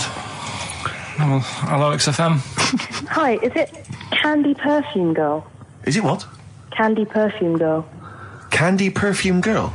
Yeah. Candy Perfume Girl. Is it? Well, who's that by? Madonna. No, it's... That sounds like an obscure album track. No, it's just one of her songs. Just think about it. She stinks and everything. She's a normal life. I didn't say she was a sweet or anything. But for some reason she can't have a bath or a shower. Is this a big song? Just to give him a clue. It's a bigger song than Candy Sweet Girl. Thank you very much indeed for your guess. It really is Thank you. Cheers. Sorry. Okay, one more, then we go to a record. Come on. Okay. Go on. Hello, XFM. Carl. Yeah. Is it High and Dry by Radiohead? High and Dry. High and Dry. Now that's great. She smells, which is another word for high. She's dry because she doesn't have a shower. Carl, if it isn't that, yours will never be as good as that. He's the winner. Whatever you're thinking of, that clue is brilliant. What's your name, mate? It's Richie. Richard, I mean, you can't beat that. That's a bit too lateral. Don't be stupid. It's perfect. He's made yours into a clever clue. He's made high, she smells, dry, she never gets in the bath or shower. It's not that, is it, Carl? No, it's You not. don't even get that, do you? Not really. Have you ever heard of the word high being used to mean sort of smelly? No. No. Oh, what? That was where you went wrong there, mate. Richard, I'm declaring you the winner, even though that isn't the answer. I don't think Thank we you. should give up this early. Can we just let's play a song and, Let's play a song. Give it one more chance, because if people think about it, it is really easy. So I'm not going to find out the answer now because I've got to go out. okay, we'll do it very quickly. Stay in for 10 minutes. We're just going to play a new Coldplay track out. Okay, let's play Coldplay and then we'll come back Cheers. with this. XFM 104.9. We're not here. It is a bit like being Dennis Norden, playing some great moments from the show. I just imagine Dennis Norden one day, sort of just like waking up out of his stupor. He's doing this, and he'd go into the producer and go, I've just seen a couple of my programmes. I just saw It'll Be Right on the Night 18. It's shit. It is terrible. Why didn't someone tell me? Well, we didn't want to upset you because, but I've been doing it way too long. Well, you can just let me go on forever. Well, until you died, yeah. Well, why can't my son take over? Well, he's 80, Dennis. And the jokes I'm doing, they're awful. Why have I got that clipboard? I've written these jokes, they're not funny. There's an audience, they're laughing. What are they laughing They're not at? laughing. They're not laughing. That's canned laughter. Who are those audience? Who goes to an audience for It'll Be Right on the Night? A lot of them are older than you. It can't be right. Do you know we have 15% fatality in one of your audiences? But I went home at Christmas, I watched one of the episodes, I was with my family and friends, I said, watch this, you'll love it. Stony face, no one laughed, they all thought it was shit. Well, it is. Well, why didn't you tell me earlier? We didn't want to hurt your feelings. You're an old man. You may be upward of 102. I didn't realise. Yeah. A quick query for you. This is from Jay. He's got a problem here. He says, my parents won't let me ditch my studies. He's currently reading modern languages at London University. Sure. He wants to follow his dream, but his parents won't let him, of being a dancer. Carl. Worse than that, he says that they're trying to arrange a marriage to a bunch of minging daughters of people they know from good families. He doesn't know what to do, so he's got the arranged marriage coming along, and he's also got, he basically wants to be a dancer. His parents are forcing him into something more practical. Well, the first thing, right, I don't think Live your dreams? The arranged marriage thing is such a bad idea. Okay. Because I think too many people go on looks. Right. And then you soon get bored of that, and you find out the person who you're knocking about with is actually not your type. Right. Why don't you arrange marriages for people? Well, I'm just saying, right, so I'd say, Jay, go along with that. I wouldn't worry about it. Okay. I mean, if they're really ugly, then, don't go along with it. But if they're half bad, put up with it. That's Sure. all right.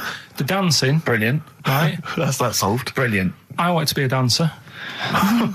After I did the boxing, right, I joined a dancing thing just near Man United's ground, right, called Twiggies. Went along, I wanted to learn some moves. How old were you? Well, it was when Michael Jackson was, pretty big, so about 83, 84, 85, something like that, around there. Wanted to do it. When I went, it was shut, and it had become like a warehouse for toilet rolls. So in a way, I wonder what would have happened. Sorry. How is that an anecdote about you going through dancing? You've told me before you did boxing for a while, you did dancing for a while. You had a true fight in the boxing. You didn't even get in the. That's not an. Imagine if that was a film. This is a boy's dreams of becoming a dancer. oh, it's shut. Next on. I mean, how is that a story? Yeah, that was Billy Elliot. Do you think it would have won quite as many awards? Yeah, brilliant. Footloose, all right? Yeah. I'm fed up they banned it. Let's go, oh, it's shut. Flash dance. First, there was... it's a warehouse. Never mind. I'm just saying, you know, you'll find something else. I think I got a go-kart after that. I bought a motorised go-kart and kept myself busy with that. So... There's always other just things. think, Alan Bennett has to sit down and really sweat over his stories. Yeah. He just opens his mouth. You are a living Alan Bennett character. So that's solved. Well, Jay, don't worry about that. There's no emotional problems I can foresee if you follow that advice. So the advice there is do an arranged marriage. If she's not ugly. minging, she's not completely minging. Yeah. And don't worry about dancing. Get a go-kart. Cheers. Great. Well, I didn't really want to make it a Christmassy type show because you don't really like it. Oh, he's done it again. What, you did Christmas once, didn't like it? No, my dad always said... Oh, right, steady on. Dad said Christmas morning was for, like, you know, for me. So he used to stay in bed. So he never... That's brilliant. That's a great thing to say, isn't it? Yeah. Christmas morning's for you. Run wild. Do what you want. Just don't bother me. I'm going to Honolulu for 2 weeks. That's great. Dad, it's Christmas. Do I have to do anything? No. So my mum used to get up because she used to like to see my face light up, you know, when I open my presents. And then... to give fireworks. And then... then I'd have to go to my bedroom from about 6 o'clock onwards because, like, my mum and dad were into having big Christmas parties and I wasn't, like, old enough to go. Right. So they'd say, right, you know, you've had your fun there, you go up to your bedroom, stay in there. Really? Yeah, I remember one year, right, I got a train set, that's what I wanted. Yeah. Right? It's brilliant. Playing with it all day. I thought, I don't mind about the party, I'm happy staying up here playing with this. Brother comes in. He's had a few, right? He's going, yeah, give us a go on your train. How old is he? He's a bit older than me, so he might have been like, let's see. Well, let him be 18. Yeah, probably about 18, 19, and how old were something you? like that. I had a train set, so I don't know, about 14. something like that, right? So I'm playing on that, loving it and stuff. And then he comes in and goes, oh, give us a go. He turns the transformer up to like 14. He went really fast for about 5 seconds, broke it, and then he went back downstairs. Wow. So Christmas, I hadn't even got Sounds Christmas like Day. the Conservative government with British Rail. Satire, that is. Rick, I just thought that there's satire. If there's any satirical shows listening or magazines... It doesn't work in any way, because there's the analogy falls down apart from there being a train. Think it through, though. British Rail was trains. Yeah. And the government broke the trains in many... Well, they didn't break them, like, not officially breaking them, but they kind of... It does work. It's perfect. Oh, I'm pretty pleased with that. And I can't... And no one's asked him to be on Have I Got News For You? It's weird, isn't it? Because it's strange, that, when you've got a satirical mind that's as quick as that. Yeah. Right. And he's broke your little train set. So what did you do? I just, like, watched telly and had some sausages. I bet you were happy with that, though, weren't you? Oh, it's a bit annoying, though, isn't it, when your main present of the year has been broke. And did it ever get it fixed? No, that was it. Put away. I'm intrigued why your parents wouldn't let you come and join in the festive fun. Was it like really debauched down there? Was it like eggnog everywhere? Well, no, but I mean, that's fair enough. 6 is a little bit early, but I just think, you know, if you're a kid, you know, he had his fun, put him to bed at 8, maybe. And do you think so on Christmas Day? I thought that was a day for family. Well, not if there's a party going on. Well, don't have the party on the Christmas Day. Well, that's another option. Yeah. Your parents are weird, aren't they? A strange breed. Well, I think that was the year, right? You're talking about buying presents and stuff. I think I did treat my mum to... I didn't buy my dad anything. I think that was like when I got a bit older, he used to get me dad something because he wasn't that bothered anyway. No. So, got me mum. There was a cheap shop, right? Of course. Thank God for that. Called Snips. Right? So I went in there and I thought, let's see what I can get her. And remember Victoria Plum? I don't think so. Well, it's like a fairy character. Right. Right. I mean, mum's into gnomes and stuff. Right. So I thought, right. She must be pleased with you then. Victoria Plum. I was thinking, is that one of the neighbours? Is it like a brandy liqueur? Do you remember Victoria Plum? Victoria Plum. Victoria Plum, yeah. It's like a little fictional sort of character, right? Okay. So I saw it. I thought, yeah, she'll love that. Right. So I did my paper round, saved up for 2 weeks. Right. Aww. Got that sorted. Went to Snips. Bought the Victoria Plum. Next day, I'm in town with her, right? So I think, I know what I'll do. I said, come in here a minute, right? So we go in and we're looking around, and I tested her, right? I went, look at that there. That's all right, isn't it? And she goes, oh, it's bloody awful. Oh, Karl. Oh, Karl. Oh, God. So then Christmas Day comes, I said, don't bother opening it. She said, no, why? I said, Oh, no! Why did you still give it to her? So, well, it was too late. I'd already bought it. Oh, Carl. So she opened it, and I was like... And she said, oh, that's nice. I said, why are you saying that? I said, the other day, she said, it's bloody awful. She said, oh, no, I thought you were pointing at something else. Oh, no. So that's why I don't get anyone anything anymore. Oh, God. Play record. Oh, God. Oh.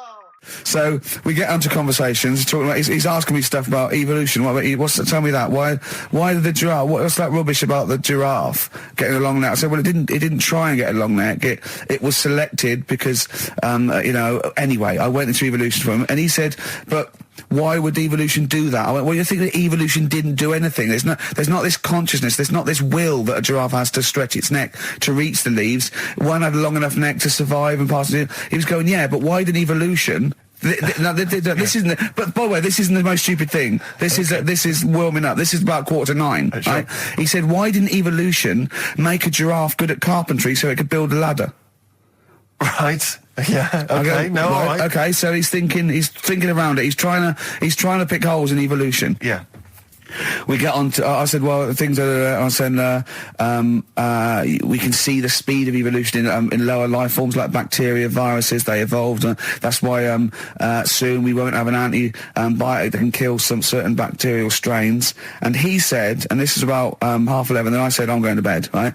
He said, in the future, they reckon that you'll be able to wake up and eat a yogurt you can have a chat with. I don't know what that means. Let's put a song on, right? And we'll come back to it. So you're going to explain that? Yeah. You've got an explanation? Yeah. The Verve and Sonic on XFM 104.9. I'm Ricky Gervais, with me Steve Merchant and Karl Pilkington. So let's just get this right. What did Karl say? He's just specifically giving those words again. He said, they reckon, and I said, I'm going to bed. He went, no, really? I said, no, I'm going to bed, Karl. There's no point now, because, it's just like you're talking gobbledygook. You know what I mean? I might as well talk to a pot plant. Yeah. He said, in the future, they reckon, I don't know who they are. Sure. I don't know, people who post things on the internet that he reads. I think the Telegraph. Anyway, complete the sentence. They reckon that in the future you'll be able to wake up. I love it. There's a little scenario, an embellishment, like this little. Oh, hello, darling. It's your yogurt. Hello. You'll be able to wake up and eat a yogurt you can have a chat with. All right. Well, thanks for that, Rick. I'm looking at you. I'm going to throw that over to Karl now. Right. It's when I was away on holiday, right? I don't normally buy the Telegraph because it's too big and that, innit? So, but they were giving it away for free on the plane, so I thought, ding dong, might as well have it. Mm-hmm. Mm-hmm. And I saw a couple of things in it. I thought that would be interesting. I saw this thing about the future, and it was talking about evolution and what have you, right, which I always find weird, because I always think that maybe we've sort of done it wrong anyway. Do you know what I mean? I sometimes think by definition, evolution can't get things wrong. Things change, that it's not successful, it can't pass on its genetic material, but if you're around, it's working. If you're around, it's working. Slugs are as evolved as they need to be. Slugs are as evolved as you and well, me. That's true enough. Yeah. No disrespect, but it works. It works. Sorry, but anyway, what's your point, Karl? No, I mean, I think we probably would have been better off staying as a fish. Just because there's more water than land, isn't there? Right. And you wouldn't drown. This is why I went to bed. No, I'm thinking of dozing off now. Yeah. No, but do you know what I mean? From what was it? It was bacteria, it was fish, mermaid, man, onwards and what have you. So anyway. Oh God! No, there are a few knowledge gaps in your theory of evolution. All right, you generally got it right though. So I mean, basically, yeah, it went bacteria, fish, mermaid, man. So what's next is the big question. So it was telling you all about this and what have you, and saying how we shouldn't have interfered, because maybe if we wouldn't have invented planes and what have you, maybe we'd be able to fly and what have you if we really needed to and stuff like that. Okay. So we've interfered with evolution, you see. Right. Well, then it was saying, well, what's the future got? Well, yes, in one way we have interfered with evolution, yeah. The evolution of the human being in society is changing. It's no longer based on the strongest or the fittest, because medical science can keep us alive long enough. People can pass on their genetic material where without this civilization they wouldn't have been able to. So, yeah, there are different parameters, there are different pressures, there are different things that say whether we're going to pass on our genetic material or not, okay? So in that sense, you're right. And that, Rick, as far as I'm aware, has led to a yoghurt that you can eat and have a conversation with. So this is what it was saying. It was just saying, we're living in mad times and that. There's a lot of weird stuff going on. One of which is... And the fellow was just saying, with computers and stuff like that, the way it is, we'll be able to wake up... Go on. Have a chat with your yoghurt and have something to eat. What do you mean, have a chat with your yoghurt? Because of the amount of... you have them yoghurts already, those friendly yoghurts. Those bacteria-friendly ones, so this is just a really friendly one. Yeah, they don't...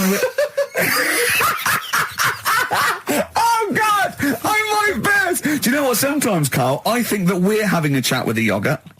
Do you know what I mean? There can't be any difference. Yeah, but then I'm always reminded that would be more entertaining. That would be more informative.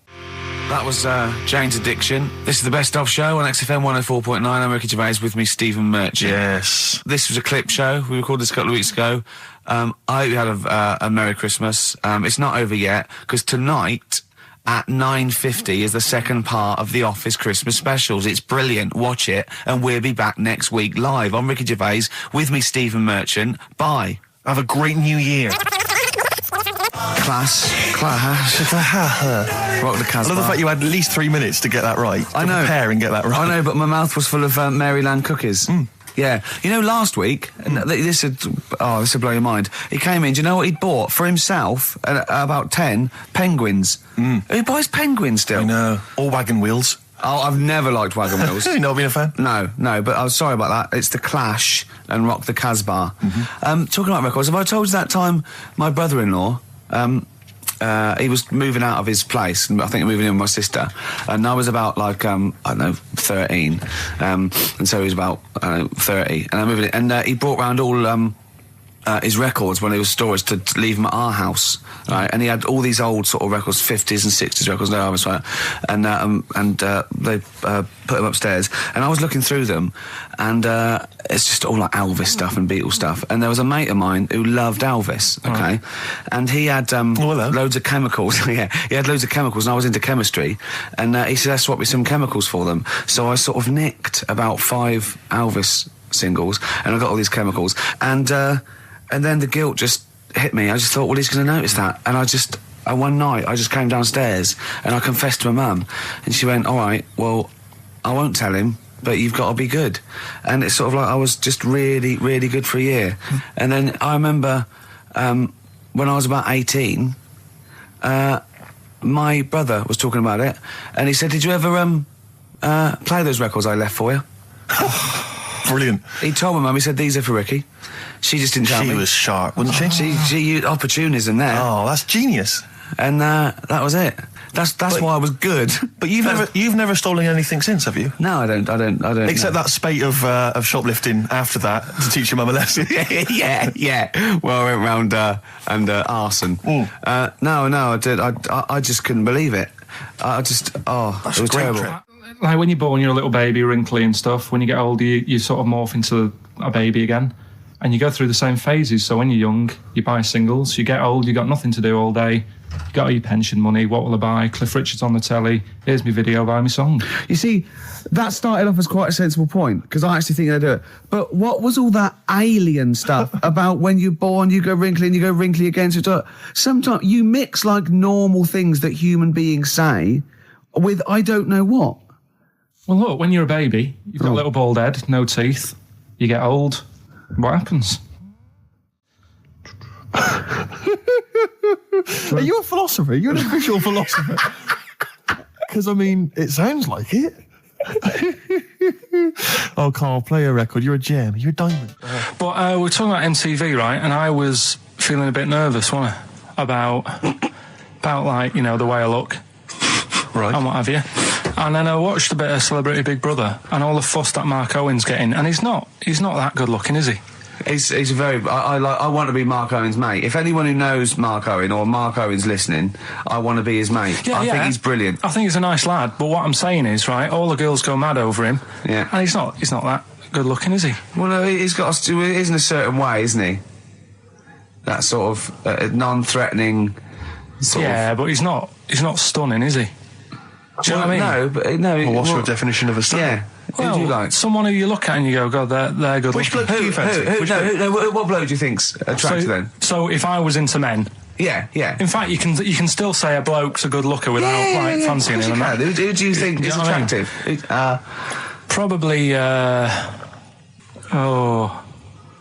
I mean, it depends what you're looking for. No, just look. Just look. Different looks as well. Of course, yeah. No, who would you say was attractive? Who would you say was like stunning in your definition? A good-looking lad. Yeah. Good-looking lad. Oh, look at him over there. He's.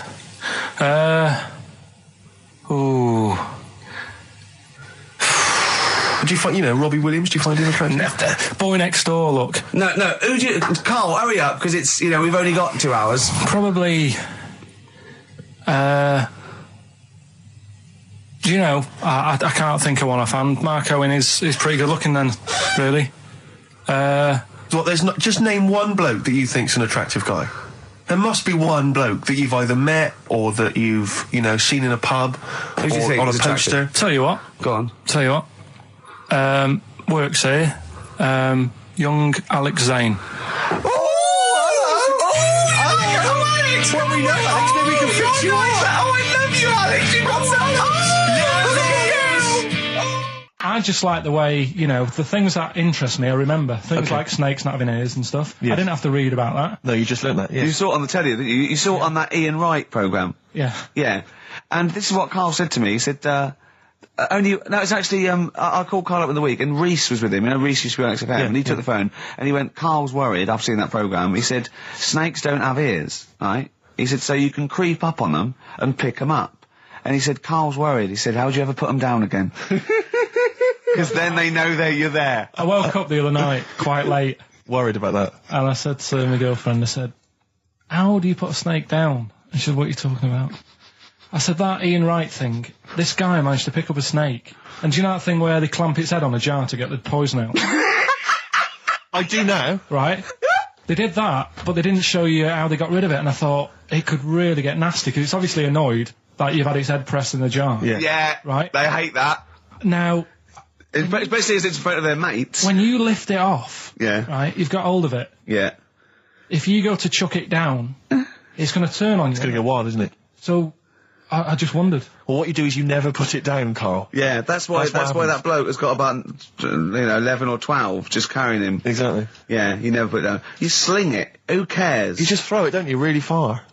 That's not that. I don't think you should throw. But Carl, listen, don't worry. We're not asking you to get involved with snakes. Rick, I sometimes get off at the Tube at Tottenham Court Road if I want to look at the record shops before I come into XFM, and I always cut through Chinatown. Oh yeah. And every time I come through Chinatown, the same thought always strikes me. I always feel like I want to just gather all the little locals, all the little Chinese fellas, just gather them round and just go, guys, in what way is this a town?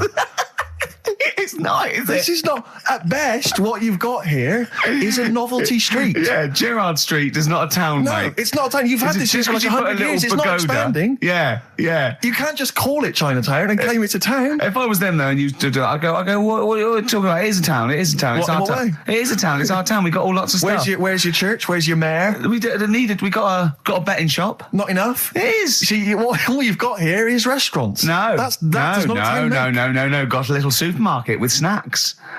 What does it sell? Snacks. Specifically, I would imagine crackers. Yeah. Do you want to buy a dragon? Do you want to buy an ornamental dragon? If I wanted to buy one, this is where I would. Do you want to buy a gold dragon? Is it made of gold? No, it's made of plastic, but it's sprayed gold. Do you want to buy that? It's not a town. It is a town. It's not a town. Yeah. And it annoys me because when I first came to London, I genuinely thought Chinatown was going to be this amazing, what they've got there is you'd hear a gong and every time we went in there, and there'd be rickshaws and people walking on those little sort of wooden shoes. You know those ones? They're brilliant. They are just comping around in them, but nothing. It's nothing. It's just.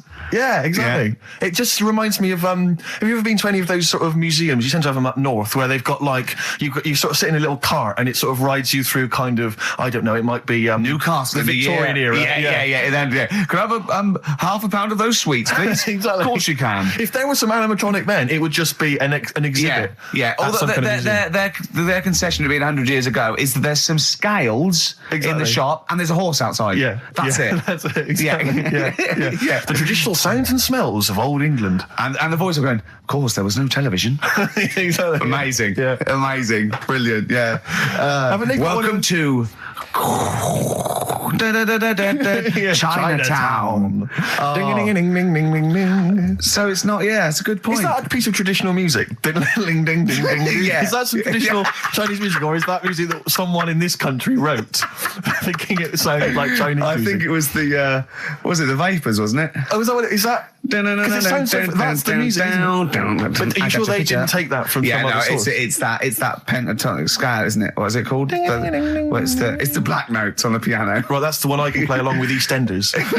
Yeah. Do you know what I don't get with it? Go on. Chinatown. Yeah, Chinatown, because I always walk through it on the way to work. A couple of things annoy me. First of all, I think it's bad business, just because if you've got a Chinese restaurant, put it somewhere where there isn't any others. It's a good point. Yeah, but it's also a community. They're not just a theme park for other people. I remember going out one night with Suzanne and some friends, and you got there and there's so much choice. It's that dilemma of, forget it. Well, not really. Specifically, do you fancy Chinese? Well, no, but why don't you go to the one with the dead ducks hanging in the window? That's my favourite. That's the other thing as well. It's like, normally you put your good stuff in the window. If